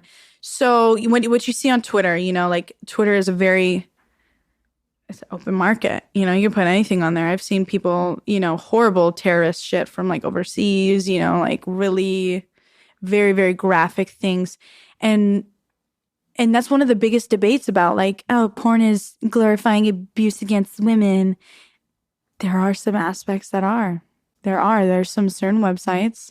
And I feel like the websites are going away and they're shifting towards the times where they're realizing like this is not fucking cool anymore. Where it was cool maybe like 5, 6, 7 years ago. Where now it's like, you better fucking follow everything that's on her yes and no list, or there's going to be some serious lawsuits. But recently there's been a lot of people that post videos of just like slapping, punching. Yeah, just very like physical violence. No titties out. No pussies out. No one sucking dick. There's not a vibrator strapped. There's no... And if you think of like the art of kink.com, right? Like they are pleasuring you the entire time. Even though it looks so hardcore and it sounds crazy, they fucking love it. I've had so many friends shoot for kink and they're like, oh my God, I want to do that like every other week, you know? Like I just want to get it in. But then you see the stuff that's like, my friend just got slapped in the next fucking month. How is that porn? And that gets in the mix with, you know, like people sucking dick, and you see a video of someone sucking dick and then someone fucking and then doggy and then, oh, damn, that girl can squirt like crazy. Whoa. And then you see videos of people getting slapped, and it's like, that's all considered porn. So that's where I have the kind of like, yeah, I do my type of porn. I do Blake porn. I just don't do anything. But yeah, the violent stuff is really hard to have a gauge, because there are times when I just want to like fucking let loose. And sometimes I do want people to hurt me. I do. There's nothing wrong with that. Like, no one should kink shame you on that shit. If that's what you fucking want. Well, then I kink shame my friends because I'm like, bitch, why'd you do that? No. And she's like, because I want to. I like getting marked up. I like it. And I just haven't been explained to enough. I think I was a little uneducated about it. But now that I'm like progressing into like, okay, like now we're going to have sex with multiple guys. Now we're going to be doing anal and, you know, the more aggressive things. And I always think like, oh my God, like, are my friends watching this thinking that I'm getting hurt? Or is someone watching this and thinking that this is fucking real? Like, there's a couple websites that I really want to shoot for because I know that my personality and the way that I do blowjobs and, you know, the way that I can get to that hardcore level, it would fucking be great because that's the time and place to fucking do it. Right. But I always get very hesitant because I'm always so worried about that looming, you know, judge over here. I'm watching you. I'm going to judge you for everything you're doing. And so I think that's why I've been like very tiptoey about what I've been doing the last 2 years. You're already damned in the grand scheme. Condemn me. Right. Like, fuck other people's judgment.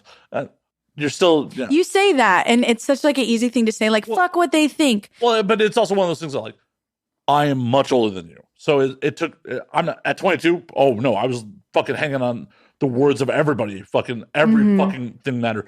And hell, even at... I'm 41 now. Even at 41... It takes some self-control sometimes to not try to fight people in the comments on fucking YouTube. It's much easier said than done. Yeah. But it is so freeing once you try to practice it, when you're just like, fuck them.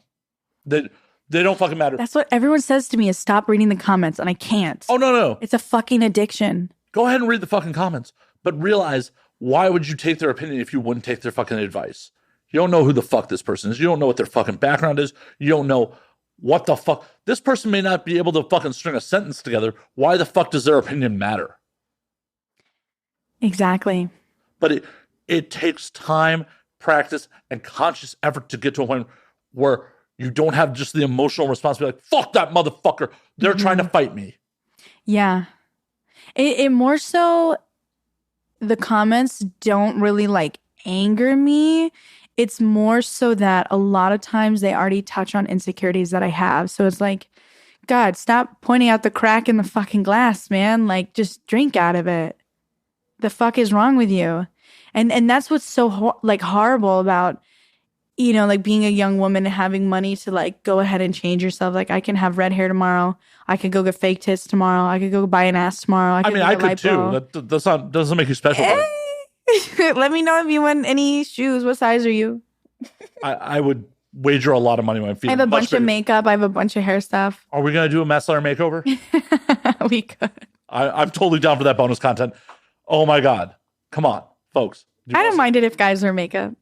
I used to be weird about it because I felt like I just didn't understand it. You better not be worried about it if you're going to be doing my makeup. Fuck. Well, we're doing it for fun. It's like people who choose to wear it. I because I grew up around like people who were so like, you know, like bad, hell. I wasn't even in it. I was just around it all the time. But it's very interesting how everything that's happened to me up until I was 18, like really shaped the last like 4.5 years of my life since I've been over 18. It's really interesting. It's interesting to be like scary. It's wild to be like, oh my God, these people are fucking fallible humans who don't know shit either. It's like, oh, all these people who like act like they know fucking everything don't know shit at all. They don't. They don't have the life experiences to. Not everyone can experience fucking everything. I know, but the way that I view it is like what we're talking about, like who's watching my porn, who's buying it, and I always want to. I keep my customers very, very in the back of my mind all the time. So I'm worried that if I shift from what I've been doing for the last 2 years, that it's going to be, you know, like I'm not going to have any fans anymore. Like if I got a tattoo, oh my fucking God, Matt. Oh my God. But at the end of the day, it'd be a problem for my fans. They would take it fucking personal. Guess what? They may have to get over it. At the end of the day, it's your life. Do something for you. I don't know. I sometimes I like doing stuff for other people. But what am I a people? Does that mean I'm a people pleaser? Possibly. Oh. But if you do something for you, what's to say that you won't gain newer fans, more fans? Because just because the old fans fell off doesn't mean the new fans won't come and Joe's like, oh my God, that tattoo's so fucking hot or whatever. Or like so fucking hot as a redhead. Like who fucking knows? if it's going to make you happy, what stops you from experimenting with it? Because in most of those cases, you can go back. And that's something that I think about all the time about what I want to do moving forward. Because it's like, all right, I'm 2.5 years in. Which is I already have I have 3 awards. Like, what else can I fucking ooh la la? She's got 3 awards. Ooh la la. Sorry. Yeah, because it's truly, it's like, this was like my end goal was to get awards. That was kind of like, okay, I'll get an award and then I'll be done.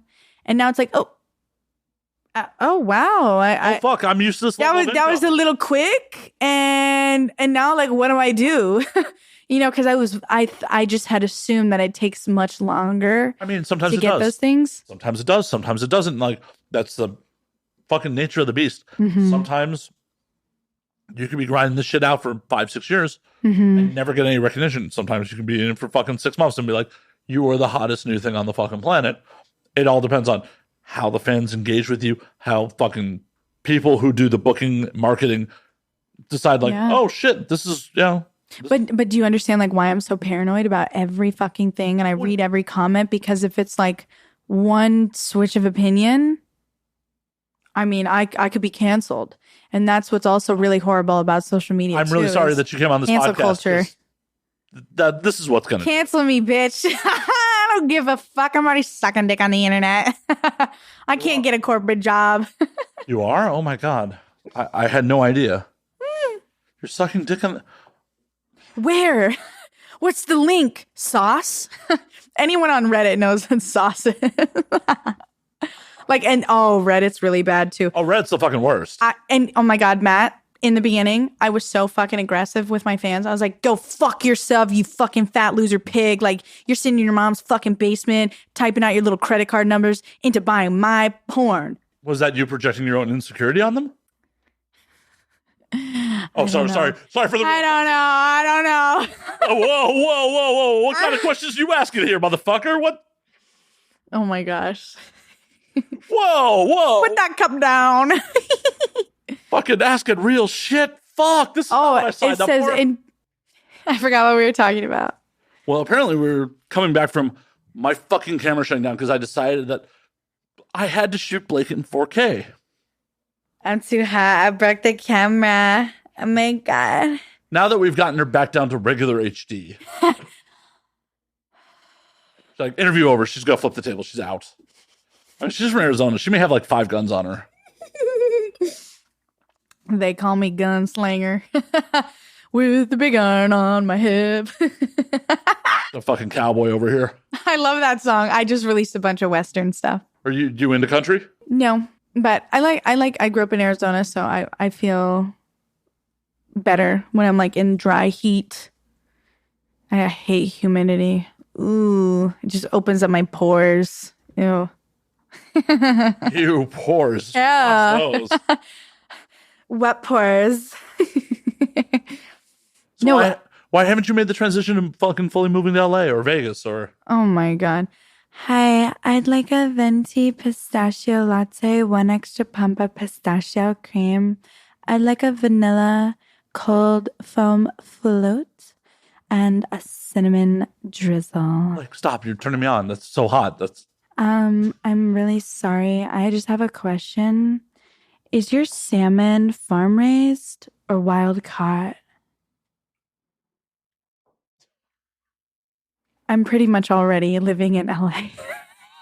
Can you tell? Yeah, you just hop onto the 405, get onto the 101. Oh my God, you just hop onto the 405 and then you just get on the 101, just get off on Sepulveda, head up on down. I didn't realize I was just about to unleash like all the Angelino bits that Blake had started. Whoa, what? I love Saturday Night Live. Jesus Christ.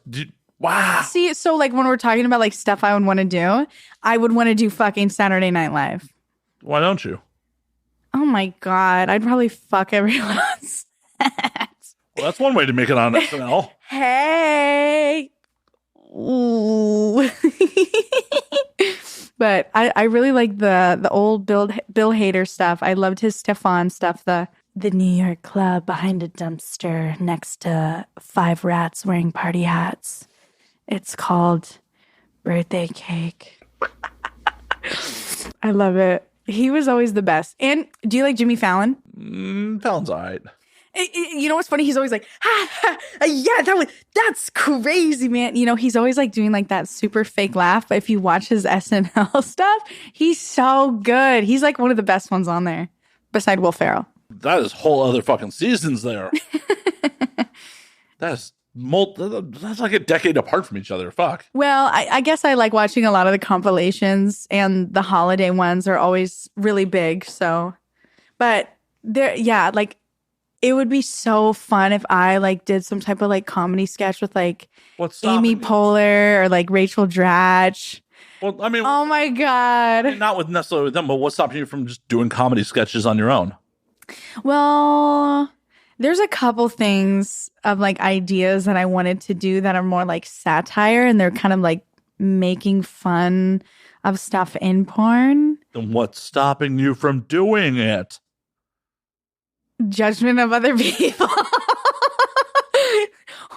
I just get so scared. I don't know why. I know, right? I get so scared to be like doing comedy. You're like, and oh my God, I'm going to try to do something funny. Hey, this is what my I'd rather pull my tits out. Like, people can identify my butthole from the moon. They probably could. But heaven forbid you do something that makes people fucking laugh. I hate to break it to you, but I've been on air with you for about an hour and a half at this point. You're fucking funny. Yeah. Like the whole point where you were like, I don't want to do these. I'm like, you should probably be fucking podcasting is honestly what you should be doing. Maybe. I don't say that to fucking everybody. Like I'm not just saying that to say that. Like I don't say that to fucking everybody. I think I would really like it if I could provoke someone. Into what? Like getting someone and I would like know some shit about them. I'm like, so what's going on with Mr. So-and-so? You know, like where it's like that real life, like, bitch, oh my God, this guy, you know, where it's like really friend to friend. But I feel like you can't put a lot of that stuff on podcasts because we're name dropping, you know, we're talking about. Well, see, that's the art of podcast storytelling is tell the story, but don't name names. You tell the story. But it's funnier with the names sometimes because you're like, oh my God. It is to the parties involved. But at the end of the day, for the audience, unless they specifically know who that person is, like saying Chester Bennington's son matters because people know who Chester Bennington is. But if you're like, I fucked this rock star's son, it almost has the same impact. Mm-hmm. It's the situation that's the funny part, not necessarily the parties involved, unless that party is someone the audience can fucking relate to. Yeah. Maybe I would do a podcast. I would need a manager to help me because I'm all over the fucking place. You don't say. You don't fucking say. I used to have an assistant. They buried in the desert somewhere? What happened to them? I used to have an assistant. That would be, let me write that down. That's actually a really good idea for something. Once again, recording. That's okay. Let me. I'm not gonna ever watch this again. I have some funny stuff in my notes. Fuck, what did I just say? I totally forgot. About an assistant that you murdered? I used to. Like, you know those writing prompts that you would do, like for creative writing, and it would be like, no, Blake, I'm illiterate. But you know how they would do that? They would give you a prompt and then you'd have to come up with the story. I always really liked those ones. But about comedy in general, I think I'm a funny person, but I don't think that everyone would like my comedy. Who cares? At the end of the day. I guess that's the point, right? Do it for you. I get so in my head. And, you know, I feel like because I kind of live as like two people, there's like the side of me as Blake that's like, fuck yeah, I'm going to do all this crazy shit. And I'm going to get super famous and yeah. And then there's like me. It's me. And I'm like, girl, would you be doing this if you weren't motivated by money? Would anyone be doing most things if they weren't motivated by money? Do people fucking pick up other people's trash if they weren't motivated by money? There's nothing wrong with being motivated by fucking money. Well, I try to not have every aspect be like that. Well, la-di-da, Miss Fancy Pants. I'm financially stable. I don't have to motivate everything by money. I did tell you I was having problems with the IRS earlier. So well, things should be more motivated by money. You got to pay that fucking bill. I did pay. They said I didn't. That's what I'm dealing with. Wait, you don't have a receipt of payment? So that's what is very interesting is that I did the direct pay on April 18th at like 12 in the afternoon, got my confirmation code from the government, and I get a letter and it says you did not pay, and then you owe another like $2,000-$3,000 on top of it for an interest. And I was like, whoa, okay, well this just got real. But imagine if I like didn't pay my taxes for like 3 years. Oh, I know some performers that happened to. Because that is the sad part about pornography.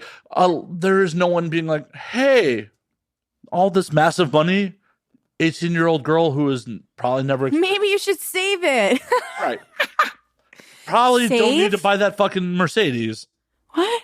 And that's why I was telling you is that I even though that I like to live this grandiose lifestyle and go to LA and buy Balenciaga and go to Vegas and fuck guys for money. It's Just like a one time. Just a one time. But at least I'm honest about it. You know, I could lie and pretend that, you know, I would never do that. And Well, and that is such a wild thing to me. Not that you escorting. So when I first got into the industry, there was a lot of people that were escorting. Like, it's tale as old as fucking time. Yeah. But it was so fucking, frowned upon. People would not admit to their friends that they were escorting. And that's been a wild change in the industry in my time in. The fact that, like, people are much more open about it. Like, Dude, they put it as their Twitter name, touring in New York, right. July 3rd through July 27th. Email me, fill out my Google Forms document. Right. But seriously, when I got in 10 years ago, people would not even tell their close, like real life close friends that both of them would be escorting and they wouldn't tell each other because there was such shame attached to it. Now they're like, girl, we got a thing on Friday, 8 o'clock. Come with me. Oh yeah, no, now there's like whole fucking support groups. I'm like, Yeah, and I'm kind of glad it's changing because Me too. it makes it safer, and that's that's like my main concern is like that they're not being safe. But the main thing that really triggers me about people who escort is that are you really requiring everyone to test, or are you just using condoms? Because guess what? If I test every 14 days, right? Say I'm working every single day of those 14 weeks. Okay, day 1, I could fuck someone who just fucked 20 people that weekend and get an STD. Well, guess what? 13, 12, 11, it goes down the line and it just spreads it. And now it's like, now I'm spreading this to 13 other people. And then I have to go and make the phone call. Hey, this is Blake. I just wanted to have a conversation with you. But guess what? I'm the type of person that's going to fucking call you and say, hey, I popped. I got a dirty test, man. Because at the end of the day, why, if it was really serious, I would want someone to call me. I would want someone to call me and be like, hey, I don't know what happened. You don't have to tell me what the fuck you were doing. You know, I don't know what happened, girl. I mean, people have sex lives off camera. Yeah. And you know what's really sad? I've had friends that are like, dude, I like, how do you deal with STDs? My boyfriend cheated on me and I got an STD. Like, how do you deal with it? And I'm like, girl, holy shit. I don't even know what I would do if I had a boyfriend and I got chlamydia from a boyfriend, you know? Like, well, how would you feel about that rather than getting chlamydia from someone on set? I mean, it depends on the situation. Like, I definitely got chlamydia from a civilian partner a couple of years back. Because of cheating? No, because it was an open thing. So it was just like I'm not very educated on open relationships. It's very confusing to me. It was a non-monogamous thing. I was not. Okay. This has been discussed on the show so many fucking times. Sorry for any future partners who ever watched my content. Be like, Jesus Christ, Matt, you had chlamydia once. You talk about it for fucking 6 years. 6 years? Yeah, the show. It was traumatic for you, huh? No, and the show's been going on for 6 years, though, and I got chlamydia from her in 2015. Okay. It's what caused you to do this, right? It was a life-changing moment. No. The reason I started this podcast is because I got chlamydia. It super wasn't. Like, honestly, as I've said multiple times on the show, the only thing I was upset about in the whole situation is that she took zero ownership in the situation. I fucking popped dirty. I hit her up because she was the last person I fucked. I'm like, yo, you need to get tested. Mm-hmm. Out of concern. Right. And we weren't even seeing each other at that point. Like, she was upset with some of my behavior, and we had stopped seeing each other at that point. Okay. Mostly because I had moved my ex-girlfriend into my house, and like, yeah, that was a whole lot of woo. It was a non-monogamous thing, so I didn't think I need to owe her like, Hey, if there's no rules, there's no fucking rules. There's no fucking rules. And her response was, "Oh, you obviously got blackout drunk and fucked somebody else because I came back clean." Though she did claim I had just done a round of antibiotics for a lung infection. Like, that's how antibiotics work. They kill back. And you know what's really sad, Matt, is like when you get into porn, there is no book that says, hey, at least when I signed my contract with my agency, it was required that I had to read like a 4-page thing about eating disorders. I was glad that was in there because you start being on camera all the time and you start doing weird ass shit and you're around other people that start doing some weird ass shit. And once we were talking about earlier, the comments, as you know, if you were a little self-conscious about a little bit of pudge or whatever, like, I love your belly, Blake. Once again, girl, I'm deceased. I'm here in real life with Blake. There is no belly. Thank you. I see, and this is what's fucked up. I don't believe you. Cool. I'm sick. I'm sick in the head. Cool. You don't have to believe me. I'm not here to sell you on it. I'm just stating my opinion. Hopefully one day someone will say it to me and it'll stick. Hopefully. If they do, they do. If they don't, they don't. But IRL, there is no belly. So stop commenting. Stop it. I, on the other hand, have a huge gut. But it's okay. Every time someone like tries to like fat shame me, I'm like, motherfucker, I see myself naked all the time. Like, I know. That's another thing that's in porn is that's very big too. That's very big too is fat shaming. And it's like, why would I want to fat shame you when people fat shame me? I mean, it could be your kink. Yeah, my kink is what I get bullied about. Thank you. My kink is being bullied. It's probably a kink. Oh, it's definitely a kink for some people. Yeah. There are really people fat shaming you? Holy yeah. shit. If you go on my adult DVD talk page and you look at it, so I think it's about like 22 pages now, which is pretty big. Yeah, for 2.5 years in, that's pretty fucking big. It's a lot of things on there. And so I was a moderator on there. And I messaged them and was like, can you please delete my comments of what I was saying to people? Because there was also speculation that I had my boobs done. And I was like, what? How? Like, you look at someone who has fake boobs. Even if they look natural, you just know. So that got in my that got in my head a little bit. I mean, there are definitely some people that don't necessarily get like implants, but they like get fat transfers. Well, that's like a new thing, but like guys don't know like that. But I haven't done anything like that. Oh my God, I'm not a guy anymore. Fuck. like normal guys, they look at like natural makeup and they're like, she's not wearing any makeup. And it's like, she's got a full fucking lash. She's got on bronzer, highlight. She's got a fucking wash of color in her crease. At what age did you realize my gender's idiots? At what age did you realize dudes are dumb? Oh, I'm still learning. You don't realize about we're men. fucking idiots?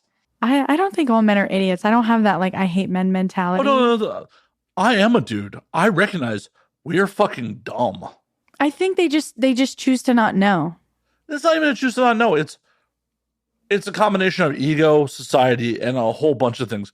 But it makes us fucking dumb in a lot of things. Like about like periods. I would say guys are like, periods are like the number one thing where they're like, so what happens? Like you just bleed out of there? And I'm like, no, it's like my uterus, like it sheds.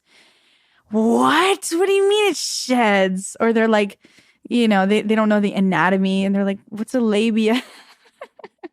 There's two of them. There's a labia majora and a labia minora. I mean, yeah. Anyone who can identify where your clit is, you should not fuck. It's been a while. I try to only fuck on camera. That's sad. No, that's sad. Like, no, I disagree. Okay, well, we can definitely disagree. It's your sex life. I think it's sad because like you should have off-camera sex that's fucking intimate with someone you actually give a fuck about. In my opinion, if you're happy with what you're doing, fucking keep doing what you do. But at the end of the day, porn sex isn't fucking real. It's acting. It's the people you have sex with on camera are there to make you look aesthetically pleasing on camera. It's not necessarily about intimacy or having a good time or any of that shit. So, no, I think you should have some off-camera sex with someone you actually enjoy having time with. I don't know. I think I kind of got used to like, I like filming I like fucking in front of a camera. I don't know what it is. I think it's just the knowledge of like someone else is gonna see what's going on right now. Even if I'm like fucking someone like for my OnlyFans and it's just a regular clip, I look at the camera a lot of the time. A lot of the time, you watch my scenes. There's only a few people that I really like mac on, like really kiss, look into. But for the most part, like my head is positioned to where the camera can see my face. Every fucking orgasm, regardless of it's real or fake, you bet your ass my face is gonna be right there in the fucking camera. I'm not looking at bro over here. I'm looking at the fan. They're the camera. I just always assume you're making love to the camera. I get it. I just like it. I think I started becoming that way because I removed that out of my life. I was like, I don't want to fuck anyone off camera. Y'all are liars. Why not? My feelings are getting hurt because they lie to me. And the problem with fucking people in porn is that they're fucking other people in porn. Well, don't necessarily fuck people in porn then. Okay, let me tell you a story. I had a secret boyfriend for like less than 90 days last year. Okay. I go to the club with my agent at the time, Ryan. We go to the club. I've been recognized at this club multiple times. So wait, what kind of club? Is this a strip club? This is a dance club? What kind of club? It's like a bar club, but they have a pool. It's a day at club. Maya in Scottsdale, Arizona, Old Town. Fuck, I'll tell you where it's at. Maya. Okay. I get recognized at Maya a lot. Free promo, bitch. Maya, let me know. So I've been recognized there a couple times. I have a couple friends who work as bouncers among like all the clubs. Oh my God, I started thinking about something else. Fuck, what was I talking about, Matt? Your secret boyfriend. Okay, so we were at the club.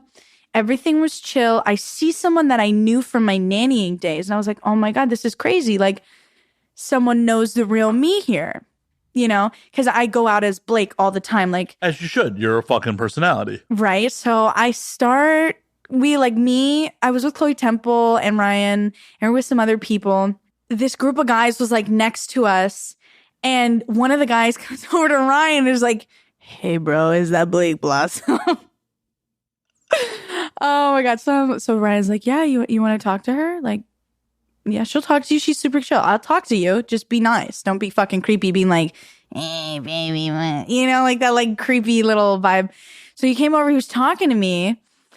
And so the little friend group he was with, it wasn't the guy I was talking to. It was another guy in the friend group. So I'm talking to this guy. We're all chill. He kind of gets boring to talk to. So I'm like, okay, yeah, have a good night. And I go sit down on the couch next to this guy in a mustache. Guess what I said? So, what's the story with the mustache? And honestly, in my head, I was like, this is a porno, like, intro. Like, oh, so what's with the mustache? And so I introduced myself as Blake Blossom, right? I didn't introduce myself as me. I'm just, hi, I'm Blake Blossom. And he's like, oh, yeah, like, what did you do full name? Yeah. I always say my full name. On one hand, proud of you on that, because, like, fucking 10 plus years of being Matt Slayer, I still have problems being like, hi, I'm Matt Slayer. Like, really? Yeah. I'm just like, hey, I'm Matt. Like, it's so proud of you on that, but it's also like, because in the back of my head, I feel like, do I really? Full name. But continue. Yeah, sorry. I guess I just always say I'm Blake Blossom. No. Like everyone's like, if I'm saying someone's name, like for example, like I won't say just Chloe. I'll say like Chloe Temple, so you know exactly who I'm talking about. Like I don't just say Blake. No. I totally get it. I totally get it. You better. It's my fucking issue, not yours. I'm proud of you being like 2.5 years in. Stage name, full but name, I fucking introduced myself as Blake Blossom, and I think that was like the initial like, why the fuck would I do that? But so he wasn't like really giving me like a lot of like, he didn't know who I was. He doesn't really watch porn because I asked him, I was like, yeah, you like watch a lot of porn? Like I'm an adult film. He was like, no, not really. You know, he tells me like what he does for work, and we kind of get along a little bit. And so I'm like, yeah, let me get your number. I asked him for his number. Good on you. Okay, I like being aggressive towards guys. You went. I like being forward. I'll say forward. Maybe forward is a better word. I mean, you've said both. It's still being recorded. Both. Forward and or aggressive. And so we go out to we go like get breakfast, and I kiss him in the car, and everything's fine. But, this is where my immaturity comes out. I was like, I want to go through his phone. I love going through people's phones. If I start talking to them, you bet your ass I'm going to go through your phone. Why? Why would you do that? I don't know. I don't know why I like doing that. I just really, I find trust issues or why? maybe even if I find something in there that's like damning, like I might not say anything. I might sit on it for a while. It's fucked up. You think so? Definitely. I wouldn't have said it's fucked up if I didn't think it was fucked up. I've done it multiple times. Yeah, that's fucked And up. some people I've never told that I've gone through their phone. Yeah, that's wildly fucked And I know up. what to look for too. What are you looking for? Well, sometimes it's the notes app. Sometimes it's voice memos. Sometimes if I really deep diving, I would say when I used to have like a super crazy ex-boyfriend, like I would go through his fucking email, but I found exactly what I was looking for in the email because I needed evidence. But so I went through his phone and I found that he was like texting another girl that he worked with, like, "Oh, I love you," all this shit. And I just realized, why am I giving the time of day to anyone that is messaging someone, "I love you"? Why am I even in the picture? I agree, but it's a super fucked up way to go about He it. would have never fucking told me ever. And maybe I like exposing secrets. Maybe I like to really like pull those fucking truths out of them, like I'm yanking teeth out, But I just feel like a lot of people have really dark, deep secrets, and I'm very open. Like if you ask me something, for the most part, I'll kind of open up and tell you. I mean, I admitted I had a fucking rhinoplasty. I was trying to keep that shit secret for like a year, but now I'm like, I'm probably gonna get another one, so you guys are gonna notice. At the end of the day, you've admitted to escorting rhinoplasty. Like, you are an open book. In the state of Arizona, it's against its prostitution law to be paid for pornographic film. Oh, yeah, no. It's against the law everywhere but California and New Hampshire. I only know Arizona. Is it? Well, in Nye County, isn't it illegal in Nye County? Nye County prostitution is legal in brothels. Brothel law is completely different than porn law. Interesting. This is something that has been touched on multiple times in the show. But at the end of the day, New Hampshire legally has it on the books that pornography is legal. California has it on the books, it being legal by a state Supreme Court ruling. Mm-hmm. Everywhere else, it is illegal. Nevada has a ruling from their state Supreme Court that says because of California's ruling, they are not going to enforce. Everywhere else, it is technically illegal to make porn. Because even if you are not doing prostitution, if you are just producing porn, like if I'm just like shooting camera, fucking producing it, I'm violating pandering laws. But we definitely got sidetracked on you and civilian dudes. This is not good. Can you really get in trouble for saying stuff on the internet like this? Yes and no. At the end of the day, if investigators were competent and we were not allegedly talking about hypothetical situations, which we're not talking about real things. This is a comedy show. We're talking about hypotheticals. You would have to prove that I could be a fucking liar. Exactly. You could be telling a story. You could be lying, telling a story. None of this necessarily is fucking true, real, prove time and date. Like, I didn't go, Blake, so that escorting gig, it happened at this date, which hotel? Like, it is, the burden of proof is on law enforcement to prove that you are guilty beyond a reasonable doubt when you are committing a crime. They'd have to produce the evidence. I have a really good attorney, so. I mean, if with what you have provided during this podcast, you won't even have to, you could get off with a public defender, be like, yo, bro, when did this happen? What hotel did it happen at? So it happened somewhere in Clark County, Nevada. Yeah. Don't worry about it. See, this is the part of that like 2-person mentality where it's like, as Blake, I want to say so much. Say it. And then I'm like, fuck, I might get in trouble for saying stuff. But whatever. Going back to the boyfriend. So, I love that we briefly dived into porn law and then you're like, oh yeah, and the boyfriend. Oh my God. So the problem wasn't that he was saying, I love you to this bitch in the phone. He shaved off his mustache. And that's when I kind of was like, I don't think I like you anymore. So I gotta know. How fresh into a relationship do you start going through people's phones? That was like It was kind of near the end, so it was like 2 months in. So, But I will say that if I'm giving you lots of opportunity and space to be open and honest and talk about stuff, and you're choosing to clam up on me, and you're choosing to be very selective about what type of information you're telling me, I'm gonna know. I can tell, like, if we're having a story with someone and we're talking, and I can tell when they like leave certain parts out because they either maybe they lies through omission. Yeah. But the thing about him is that he also confronted me about going through his phone. I don't know how he knew that I went through his phone because I didn't really mess with anything, and I only went through apps that were already open. So, well, you gone fucked up. You fucked up somewhere. Yeah, I guess I never really thought about how he found out. I don't know, but the whole thing about that situation, like, I will say this, like, I am a fucking great girlfriend. Like, I was calling him, FaceTiming him every day, like letting him, I wasn't like sharing like details of like, oh yeah, I fucking came like 9 times today during this cuck scene. It wasn't like I was doing that. Like anyone who's actually dating a performer should be okay with hearing that noise. Yeah. At the end of the day. Then you like start like not saying anything, and you like feel bad that you're like, you want to say, oh, I had an awesome day doing this.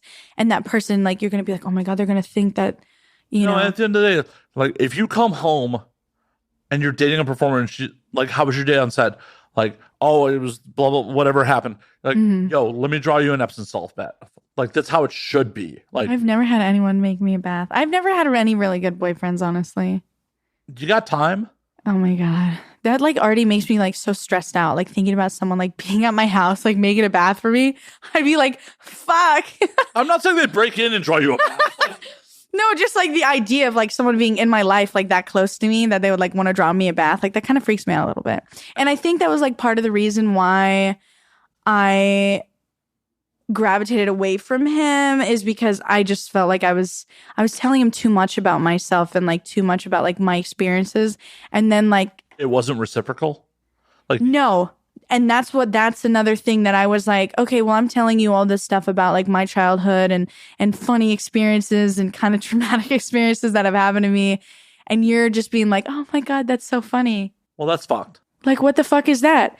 But like, so I was filming in Vegas, and I said, oh my God, you have the weekend off. You have like 4 days off. So I'll just, if you want to come out to Vegas, like I'll get a room and like we'll have a great time and blah, blah, blah.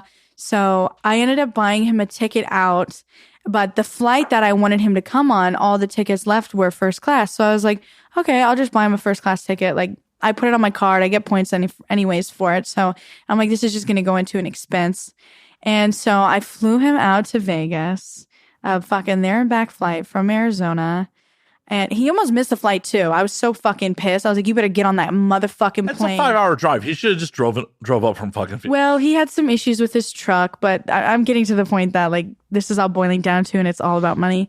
So he stayed at me. We were at one of the hotels that I've never stayed there before. So he flew, took an Uber. We met. We were fucking showed him the room. I got a really nice room.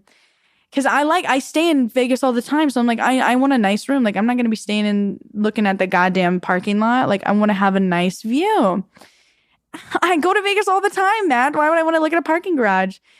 And so we go to a couple different restaurants that are like really nice, right? Like we go to the restaurants in the Wynn and the Encore. Most of those in there are pretty nice. Fancy pants. Fucking fancy pants. I took him to like STK for a brunch, and they had like a live saxophone player that day. And like, I didn't fucking plan the saxophone player, but I was like, damn, they knew I was coming. They brought the saxophone. But the problem about that trip is that not once did I say, do you want to split it? Do you want to you want to pay for this one? No, because it's my trip. I invited you on it. I'm paying for it. And he can't afford a $250 dinner at Barstow or whatever the fuck we were at. Like, he can't afford that. So it's like, am I putting him in a situation to fail? And that's why I was like, I don't give a fuck, because I'm not staying at a fucking Holiday Inn. I'm not going to fucking Chipotle every day. I'm not going and fucking shopping at these stores that's not my vibe. It's not my lifestyle. And that's what I had to realize, because I took him to the Versace store, and I like, granted, I don't have a lot of designer things. Like I have a couple Balenciaga shoes and I have a couple Judith Lieber bags. That is a bunch more than me. But it's not like I'm walking around in Versace and Gucci tracksuits and wearing, Cartier bracelets and wearing Rolexes and, doing that type of stuff. So I love fragrance. So we were looking at the men's fragrance. I was looking at all the fun, cool bags that they had in the store. I just like appreciating the fashion. When the fuck am I going to wear a fucking clutch that's like $5,000? That's like wherever you fucking want to. I don't know. I don't go out to clubs and I do anything like that. So for me, until I get to the point when I need designer clothes, then I'll buy them. But it was a fucking struggle. I'm like, this is a fucking eau de toilette, like little fucking mini sample size. It's $100. Please let me buy it for you. Eros Flame. Like, really? I'd love to buy you a gift. Thank you so much for coming to Vegas with me and having a wonderful weekend. I had so much fun. Could not fucking accept it. And what the point that I got... did it fucking bruise his ego or some shit? Maybe, but I don't do it in a way that's like, oh, well, I'm paying for everything. Like, I genuinely want to pay. Like, I genuinely would rather have a good time and go to places that I want to fucking go to than be like, oh, you can only afford a $90 dinner. I'm not going to have a good time, because if it's my idea and I'm like, I want to go to this restaurant and get this fucking crab salad or whatever the fuck, we're going to go get the crab salad and I'm going to have a good night. Because if I'm sitting over here feeling like I'm not enjoying what's going on, you're going to have a sassy Blake and I'm not going to suck your dick. But it was, Matt, it was so interesting, because then we go to the Tom Ford store, and I have a lot of Tom Ford makeup. I have a lot of the Tom Ford perfume, a lot of the candles. I visually saw how uncomfortable he was being in that store and being around me. He was genuinely really uncomfortable. And that's when I kind of knew. I was like, this isn't going to work. I'm not even buying anything. We're walking around the store and he's like visibly so uncomfortable. And I was just like, this isn't going to work. Unfortunately, because of, how a lot of dudes are raised, it's an uncomfortable situation where like their partner is a fucking better bread earner than they are. Mm-hmm. Like we as dudes are expected, we must provide. And like, oh shit, you make fucking 5-10 times what I fucking do. What do I do here? Like, bro, you sit back and you enjoy it. Someone who is the object of thousands of people's fucking orgasms, their object of all their lust, wants to fucking be with you and wants to spend their hard-earned money on you, you fucking go, hell yeah. Holy fuck, how did I get so lucky? I won the fucking lottery here. And I felt that he was very unappreciative. And it's not like I was looking for him to say thank you and beg. But you should be. But at the end of the day, I don't give a fuck if you were spending 30 cents on me on a Hallmark card or thousands of dollars or hundreds of dollars on a fucking dinner. Yeah. You should be appreciative of the fucking effort. Yeah. And I just realized, I was like, this is, and then he confronted me about going through his phone, and then I was like, this is fucking over with. And then I accidentally like FaceTimed him a couple times. Accidentally. No, like, so I have multiple phones. So I hold like my 2 or 3 phones at a time. And so I had set him as like an emergency contact on my phone because he's in emergency medicine.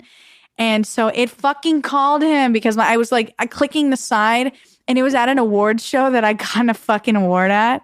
And I was like, damn.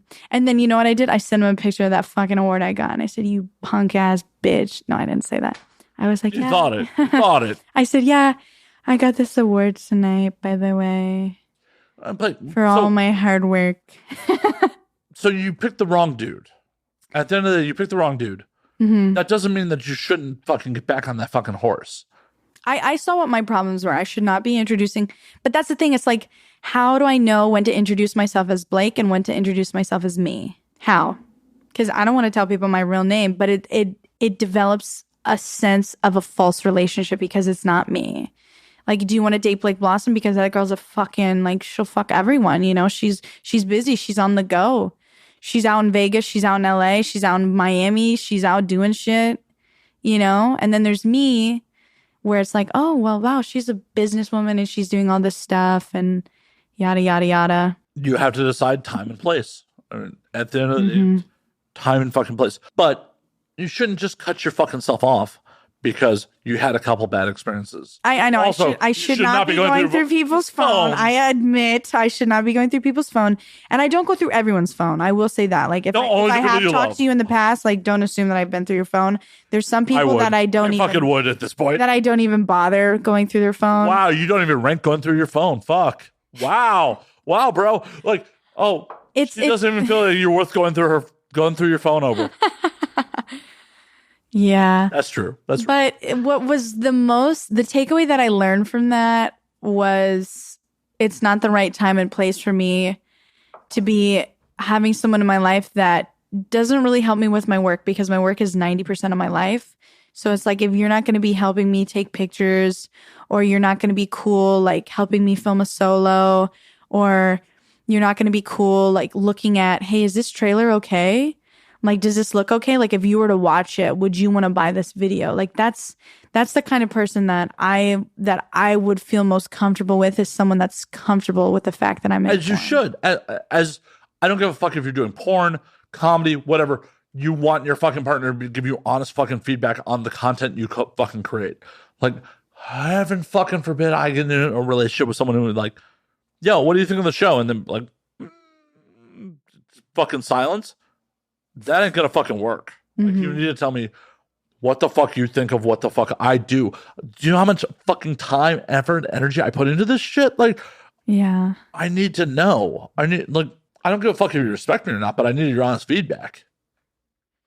Yeah, and that's what's very hard about deciphering relationships, because porn skews. So say that I started talking to a performer, right? And we hit it off, everything's great. Well, what if we don't? You know, then there becomes that like awkward professional thing where it's like, well, now I can't fuck you for scenes because you hate me. You know? So it's very tedious. I would say tedious to like really kind of understand what the goal is of like, why do you want to talk to me? I think that's what I need to figure out more, is like, if you want to talk to me, if someone like does start trying to talk to me and like build a relationship, I think I should ask like, why more? I don't know. I mean, yes, you should find out. You're like, maybe, I don't know, girl. No, you definitely should find out like what people's motivations are. But like, oh, hey, I saw your scene and I think you're hot, is not necessarily what you should build a relationship on. Mm-hmm. But unfortunately, the human condition is like, oh, you're hot is generally the opener of why you try to find out more. Like, there are probably some amazing uggos out there. I'm not trying to find out. Harsh truths you're spitting. Oh my God. Like, at the end of the day, it's like, oh, Jesus, I have award shows I have to go to. I can't have you on my arm. Like, you could be fucking amazing, but and then goes back to the judgment of other people being like, why are you fucking that guy? And that's also it's very complicated in general. Relationships and doing porn is very complicated because you think everyone's your boyfriend for a couple hours, and then you're like, oh, bye. Well, porn and relationships has always been super complicated because at the end of the day, like, trying to find someone who actually understands what you do for a living is hard as fuck in the first place. Mm-hmm. And then you have to find someone who condones what you do for a living if they actually understand it. Yeah. And then you have to find someone who's not going to cause a bunch of fucking drama or fucking negatively impact your fucking profession over it. Yeah, or they could dox me if they find my real name, if they have pictures of my IDs, if they know where I live. Like, there's serious repercussions to, like, dating someone. If you ever get an inkling that, like, someone you're involved with is going to dox you, run. Like, holy fuck. That is the worst thing I ever fucking heard. Like, I've seen some messy breakups, but the idea was like someone's gonna fucking dox you because like, oh my God, we're not in love anymore. Like, that is the fucking worst thing I've ever fucking heard. Yeah, that's the paranoia I live with. Even if someone's my friend and you come to my house, now you know where I live. If I tell you my name, we got fucking problems. do we have problems? You know where I live. No, but I'm just saying. How can I trust you, Blake? How can I trust you now? You should put it out in the fucking world. How can I fucking trust you? I live in paranoia that every second someone's going to try and fucking cancel me or get me. I don't know. I live a paranoid life. I live a paranoid life too, but also I also hope that I'm famous enough to be canceled. You would want to be canceled? They can come for me. Oh my God. Because at the end of the day, what I do for a fucking profession, unless I get to InfoWars Alex Jones fucking getting kicked off iTunes level, you can't stop what I do for a living. I can continue to put out podcasts. Yeah. No matter what you say about me on the internet. Please don't try. I really don't want to test this theory. I do not want to test this theory. But theoretically, I can continue to do what I do, no matter what people fucking come for. I'm not trying to just throw fucking wild shit out there to be canceled, but I say some wild shit occasionally. Yeah, there's this one guy who talks about how if your girl has an Instagram, it's cheating. And he's all over the internet and he says the most outrageous claims. Yeah, there's a lot of idiots. And I'm on the is he internet. purposely doing this to get canceled? Is he purposely trying to be that guy? There's a lot of idiots on the internet, Blake. But going back, I'm saying, as an old man, you shouldn't close yourself off to love because you've had some bad experiences. I'm closed off for now. Actually, right now, I do have a really big crush on someone, but it's someone in the industry. And yeah, I have to be very careful about it. Why? Because of the power dynamic. Oh, the director? We'll leave it at that. That's a yes. All right. Someone higher up than me. In some aspects. Not on Pornhub ranking. But the thing about that is I have to kind of dig deep in myself and think why do I like people? Am I liking you because I have sex with you all the time? Or do I like you because we have great conversation and we're connecting from person to person?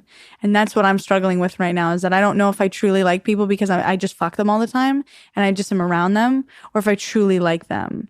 But you have to think about it. I'm not that I'm two-faced, but I'm a very fake version of myself on set. Very fake. I will say that. If you've met me in person, there's this shit where we're talking now and we're fuck that bitch. But if I'm on set, I'm oh my God. Hey girl. Oh my God, it's so nice to meet you. I'll totally follow you back. When sometimes I'm I don't fucking care. But I'm saying, don't close yourself off. If it feels right, go for it. No risk, no reward. Yeah, it's just at a crush for now. It's at a crush. It could develop. Go for it. Maybe. As an old fucking man, don't have hard and fast rules. Play it to the fucking moment. You never fucking know what's gonna fucking happen. You don't fucking know. Shit could change on a goddamn dime.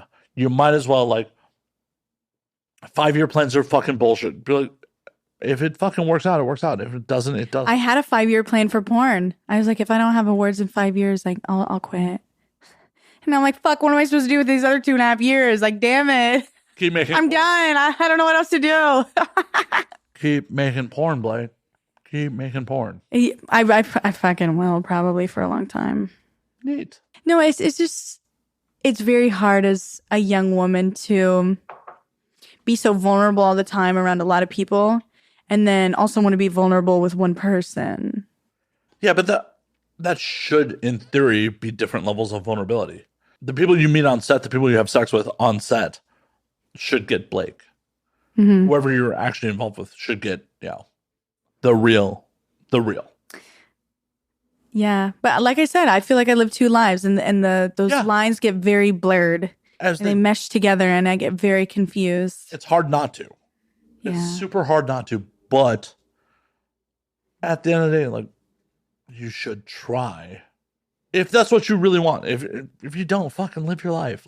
Don't be oh, hey, drunk podcaster, tell me how I should live. But I told you how I behave in relationships. I get to that little jealous fucking monster living inside of me, or I want to go through your phone because I don't trust anything you say.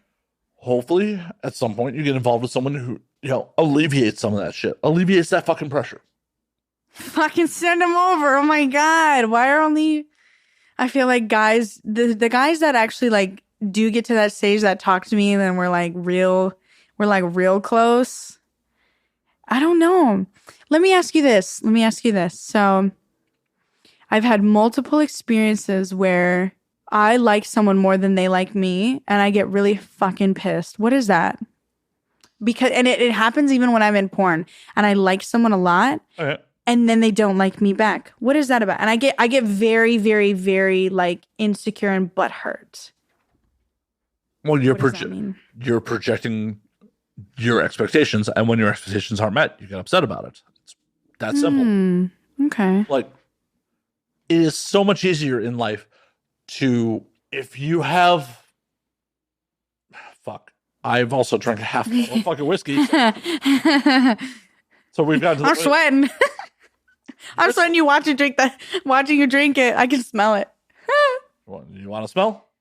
No. Okay. Oh my God.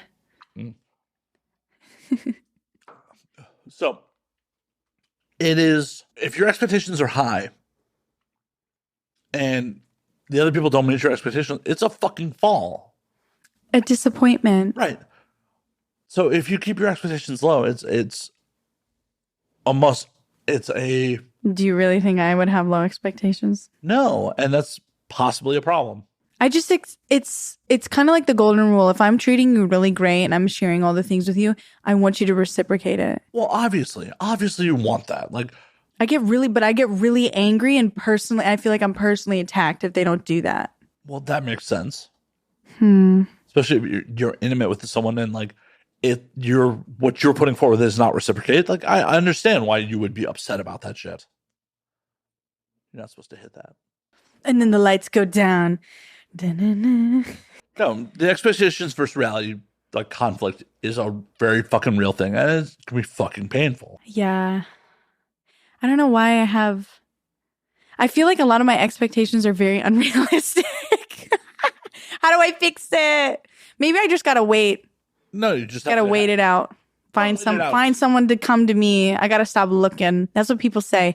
When you stop looking for shit, it finds you. And I never really believed in it because I was like, fuck that. That's some fucking hippie shit. I don't believe what y'all are saying. But then every now and then I'm like, oh, I didn't even know. I don't even know. I don't know. I'm of two minds of it. Like, my most successful relationship was something that I definitely was not looking for. It was that gives me hope. that most successful relationship also caused a lot of fucking trauma. So, Backpedal. Yeah, like, on one hand, it was like, it was super successful. And then over a decade of like weird fucking trauma out of it from, two very broken people trying to come together. See, and I've never dated someone like the one crazy ex-boyfriend I had who was like really bad. I dated him from when I was 17 until I was like 19 and a half. And I remember walking into fucking court with my little brother, having to go to court with my fucking phone and showing the judge, be like, hi, I'm here for a restraining order. So I think that relationship and all the bullshit that happened then and experiencing like someone who has like serious undiagnosed mental issues, like bad, like really bad. I think maybe that kind of had such a really negative view towards me. But at the same time, I'm glad I saw those red flags, but I wish it wasn't extreme and I wish I didn't go through that fucking trauma. But that was only like a year and a half. So I guess almost 2 years, almost till 2 years. But I couldn't imagine like dating someone for 10 fucking years. Oh no, I didn't date her for 10 years. We had drama on and off for 10 years. That's crazy. See, like my close girlfriends from high school, like we've been friends for like 9 years now, we almost 10 years that I've had like a couple of friends, but like 10 years of drama with like a significant, like someone you fucked around with. Oh, no. I don't like, that's crazy to me. Oh, we'll get the lowdown from the new listeners who are just here for Blake. And so we dated. It did not end well, partially due to, my own self-sabotage. Mm-hmm. We didn't speak for a number of years. Somehow, like 4 years later, slid in. She found me on fucking Snapchat of all things. Oh my God. Because I've had the same fucking number for 20 years. So like, yeah. Snapchat space on phone number. Like, started sliding in my fucking DMs at a point where I was just like, oh, hey. Came and lived with me in LA for like a month, which was a fucking nightmare. Really? Yeah. Like, we were not back together. But in my brain, like, oh, she's moving in with me. Like, I just went into boyfriend mode. Even though there was never any discussion of like reconciling. But like, I was making us breakfast, shit like that. Like, it was toxic on my part. I miss it when someone used to make me breakfast. I've only had it like a couple of times when someone's made me breakfast. Yeah, but I fell into like that boyfriend mode. Like, I'm making a breakfast, I'm fucking shopping for us. Like, the whole fucking thing. After a month, she moved, out back to fucking Chicago. And a couple of years later, like, we would communicate, and like, I thought everything was completely fucking like platonic. We talk about, like, both of us would talk about other people we were fucking, other people we were seeing, like, whatever. It was cool. Fast forward to like early 2020, pre-pandemic 2020. She's like, oh, I want to come out to LA and visit you. I'm like, all right, cool. That'd be fun. Like, we'll get drunk. It'll get stupid. The first night she was in town, like, it totally turned into like, oh, hey, we're getting drunk at like 3 o'clock in the morning, ordering Thai food. And like, it's like old times. She's like feeding me off her plate and shit. Like, we hook up for the first time in like years. Oh. And it was a goddamn nightmare. So it was like, that relationship in the first place was something I never expected. And then it just got weird. It definitely got weird. Maybe that's why I'm closed off, is because I experienced really crazy fucking trauma. That was like really bad. Like, I don't know how like graphic we can get on here. As graphic as you want. So like, he literally said that he wanted to drown me and bury me out in the desert and cover my body with lye so that no one could ever find me because I was that insignificant. And so when someone's like saying this stuff to you all the time. All the time? How many times did he fucking Well, not that specific. There was a couple times when I was like, you should, like, bro, where are you coming up with this shit? Dexter? I mean, Dexter, what are you watching? You didn't get law enforcement involved after the first time? Like, oh, I mean, I would secretly call the cops on him all the time. What the fuck? What? When I'm like 18, like being a manager at fucking GNC, like, doing truck shift at fucking 4 a.m. Like, what's also really crazy is when I was in high school, I used to, like, one of my first jobs. Well, I guess it was my first jobs. It was at a Cost Plus World Market, and they have a bunch of fun stuff there. So I was like, this is gonna be so fun. Oh my god. And turns out it was for truck shift, and I had like late starts, so I would go from like 3rd, 4th, 5th, 6th. So my class like didn't start till like 9:30. So I would literally work 3 days a week from like, depending on like what time the truck was coming, between like 3 or 4 a.m. until 9, and then I'd go to school. Holy shit! Isn't that crazy? I was like, that breaks so many child labor laws. I was like, I didn't even have a car. Yeah, because I didn't start driving till I was like a senior, like just like 2 weeks before Halloween, my senior year. I finally got my little Volkswagen Jetta.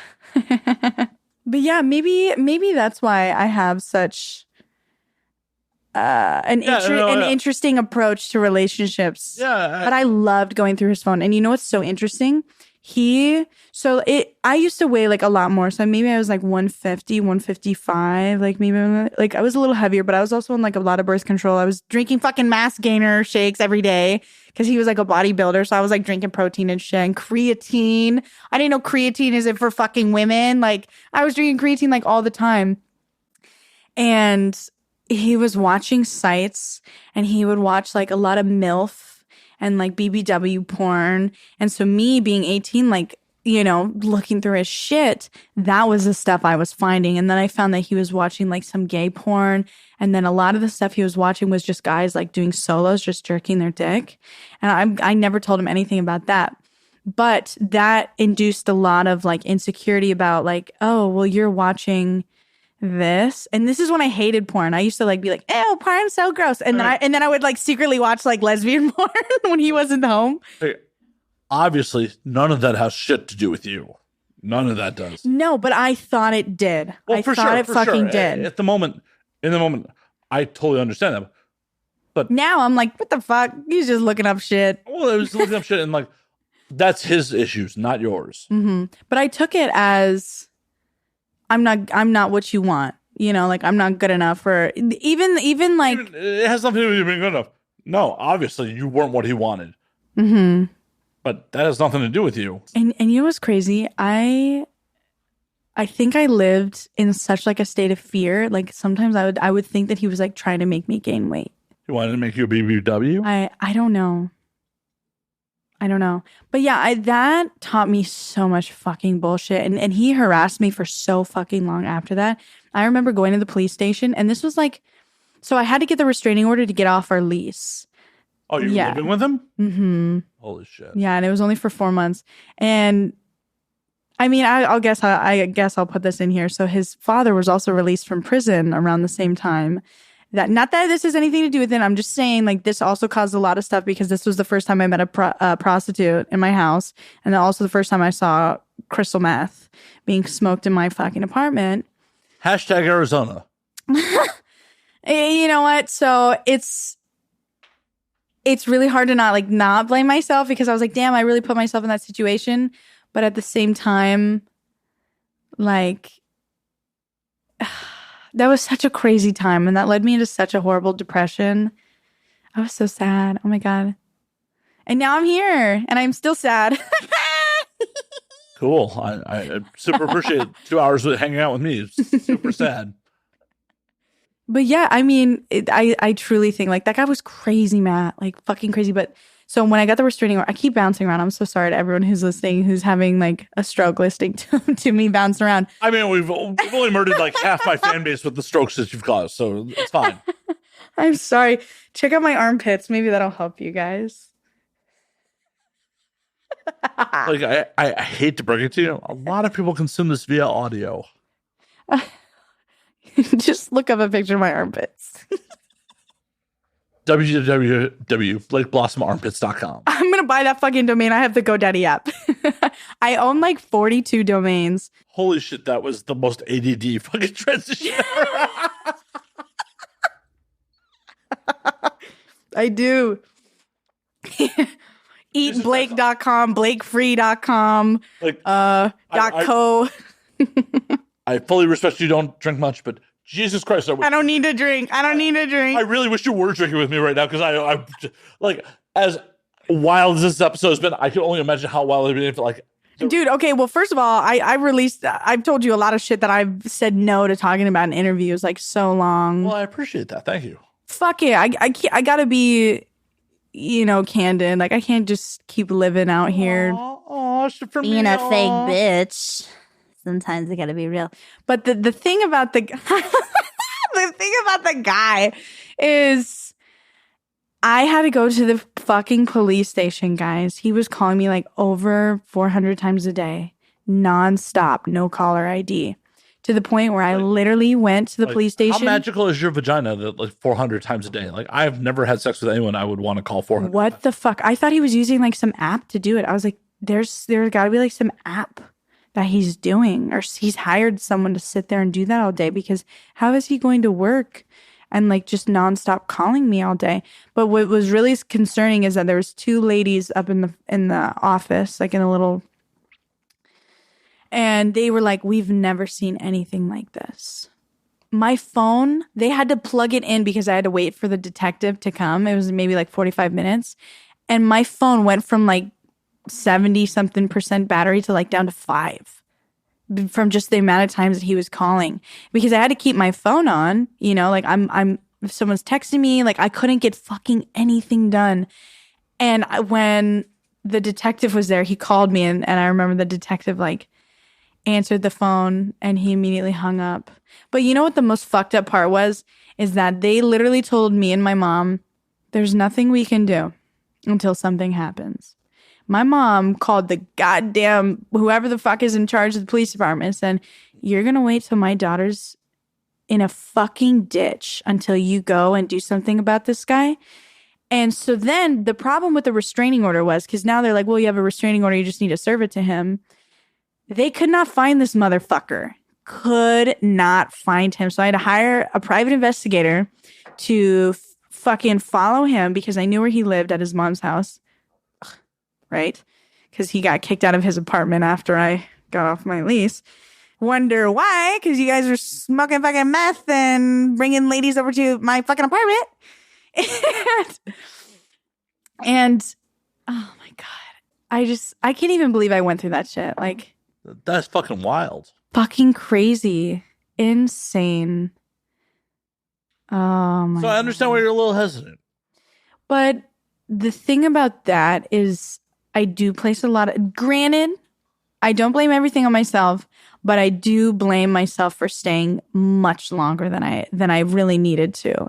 You know, I was checked out a long time before. Why was I there? Why was I there? Hindsight's 2020. Who fucking knows? Who fucking knows? When someone's got their little claws in you. I'm in love. But I truly felt like I was in love with that guy too. And that's what's so disgusting that I feel about myself sometimes is like I really, really loved that person that literally said they wanted to fucking drown me. And it was so graphic in the way of like saying all these horrible things about me. Oh, and when he found out I did porn, oh my God. I have never heard someone cry like that. I've never heard someone cry like that on the phone. Like just the most animalistic fucking noises ever. It had nothing to do with him. It was like a year after I fucking dumped him too. For sure. You said you were with him at 18. Like, yeah. Before I was 18, he was 23 and I was 17. No, 21 and I was 17. There's another problem right there. Potentially. Yeah, that's a bit of a problem. I know. And you know what's so funny? I've always wanted to do like a YouTube Q&A and talk about it. And I was like, oh my God. And you know what's crazy? His mom was really bad too. Really fucking bad. His mom and his twin sister, they accused me of stealing their makeup, right? I'm not a tan girl. Like I have a little bit of a tan now because it's summer, but I'm usually pretty pale. And they like spray tanned and like were really, really dark, like, you know, like tanned women. And they accused me of stealing their makeup. Honey, we are the fucking like opposite ends of the color wheel. Why do I need your orange fucking shitty foundation from the drugstore when I'm over here using, you know, YSL Touche Éclat, you know, fancy ass $95 foundation? Probably their insecurity and they want to fucking throw that shit on you. I don't really know what it was. That was a very interesting time and it showed me a disgusting family dynamic that I never want in my life. Well, thankfully, you got free of that shit. Thank fucking God, dude. I was low. Like I was doing college classes at that time, but he didn't like that I was taking college classes because I literally helped him get his GED. I literally was sitting there next to him, helping him do practice studies for his GED. And I used to be like a calculus tutor, like before I got out of high school, before I started smoking so much weed. Like, I take back what I said earlier. Don't date. Don't do it. Like, obviously, you're too good for people. Don't do it. Don't do it. I just told you. And then I told you about my other ex-boyfriend. I'm flying out to Vegas and shit. Like, I'm a goddamn sugar daddy. Fucking Blake Sugar Daddy Blossom. I did not mean to, fucking distract like that. No, but like I said, like I'm a very open book. Like if we get into the topic, we'll get into the topic. Like all my friends know about how fucking insane that was. My mom. Oh, and he used to drive to my fucking house too in his little fucking Mustang. Oh, he also, side note, he made me clay bar his fucking Mustang one time. Have you ever clay barred an entire car? I have not. Days. I was guilted so hard into clay barring that motherfucker's Mustang. But he used to come and drive his little Mustang to my mom's house. And you know what that woman did? She walked out with a goddamn shotgun. Said, you fucking come to my goddamn house again? Your car is not going to be having any fucking tires of it. Like, you know, whatever she said, you know, your tires aren't going to be able to drive away. Whatever fucking crazy line she said. But I was like, ooh, pop that motherfucker in the ass, Mom. Holy shit. But that's how intense it got. God damn. Mm-hmm. So maybe that's why I'm doing porn. Maybe that's why you're a little hesitant to find, I get it. Maybe I like the superficial, Matt. Maybe I really like the superficial relationship. Maybe I like the camera there. I need a buffer. I get it. Like, I hate to do this. I know. We've been talking for so long. Can I call last call on this motherfucker? You are welcome to come back on the show whenever you want. Thank you. I'm glad I reached out to you. Yeah, side note, I reached out to him. Kinda. That's my style. Especially guys with mustaches. I reach out to them. Don't let her full on lie to you, internet. Like, a publicist recommended she come do the show. Yeah. Shout out to Honey House who made this happen. Thank you. Are we allowed to say his name? Probably not. Yeah. Michael. Yeah. No, Michael White. I check. Mikhail, thank you for bringing me here. Yes, this was Michael's idea. Thank you, Michael. I told you, I don't need any drinks. And I'm not even smoking weed. I was a little high when I got here, but I took an Uber, so it's okay. But now, girl, we opened up the clam. We did. And the only reason I'm calling this motherfucker is because I have to do all the posts on this. I know, you're going to be like, Jesus Christ, look at fucking... Like, where can they find you on the things?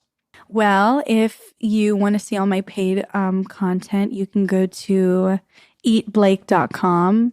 And Oh, shit. yeah, well, my thing is let them eat Blake. History buffs. Right. So if you want to follow me on Twitter, it's BLKBLSSM. It's pretty graphic, so you're going to have to be age verified. And don't open up my Twitter page in public. It's okay. You can mute me. Just hit that follow. I got deleted on Instagram. So until they develop a platform similar to Instagram, I don't have one. So I fucking break the terms and conditions on there all the time. I really do. Like, it's not a joke. And, you know, if you just want to support me in general, always click on videos of mine, whether it's free, paid, it's on the fucking website, it's pirated. I don't give a fucking shit. You're giving me views and you're a fan of mine, whether you like it or not. So, yeah, thank you so much to everyone who listened. And, you know, thank you to everyone who purchases porn and supports young women like me. And, you know, as crazy as it is, like, I'm really out here supporting my life and, you know, making my dreams come true by men's wallets, mainly men's wallets. So, Couple women's. yeah. I don't know the percentages, but they're there. They're there. They're definitely there. And everyone in between. Hell yeah. Shout out to all our non-binary folks. Hell yeah. But yeah, thank you so much for having me on here. And if you want to connect with me, I do cam shows. I'm at conventions. I'll be giving out an award at AVN. My award that I got this year. I'll be passing the torch along to another young woman who is a best new starlet. So I can't wait to see who is my predecessor. Hell yeah. I'm going to do this super quick because I super need to piss. Like, as always, you can find me at Matt_Slayer on Twitter, Matt Slayer on Instagram, Matt F. Slayer on Facebook, twitch.tv/Matt F. Slayer, patreon.com/Matt Slayer. You can find the podcast at And Now We Drink on Twitter and Now We Drink on Instagram. I'm doing this super fast because I really need to pee. I drank half a bottle of whiskey and I am not fucking stopped. And now I drink when the cameras are off. Drink up, motherfuckers. Till next week.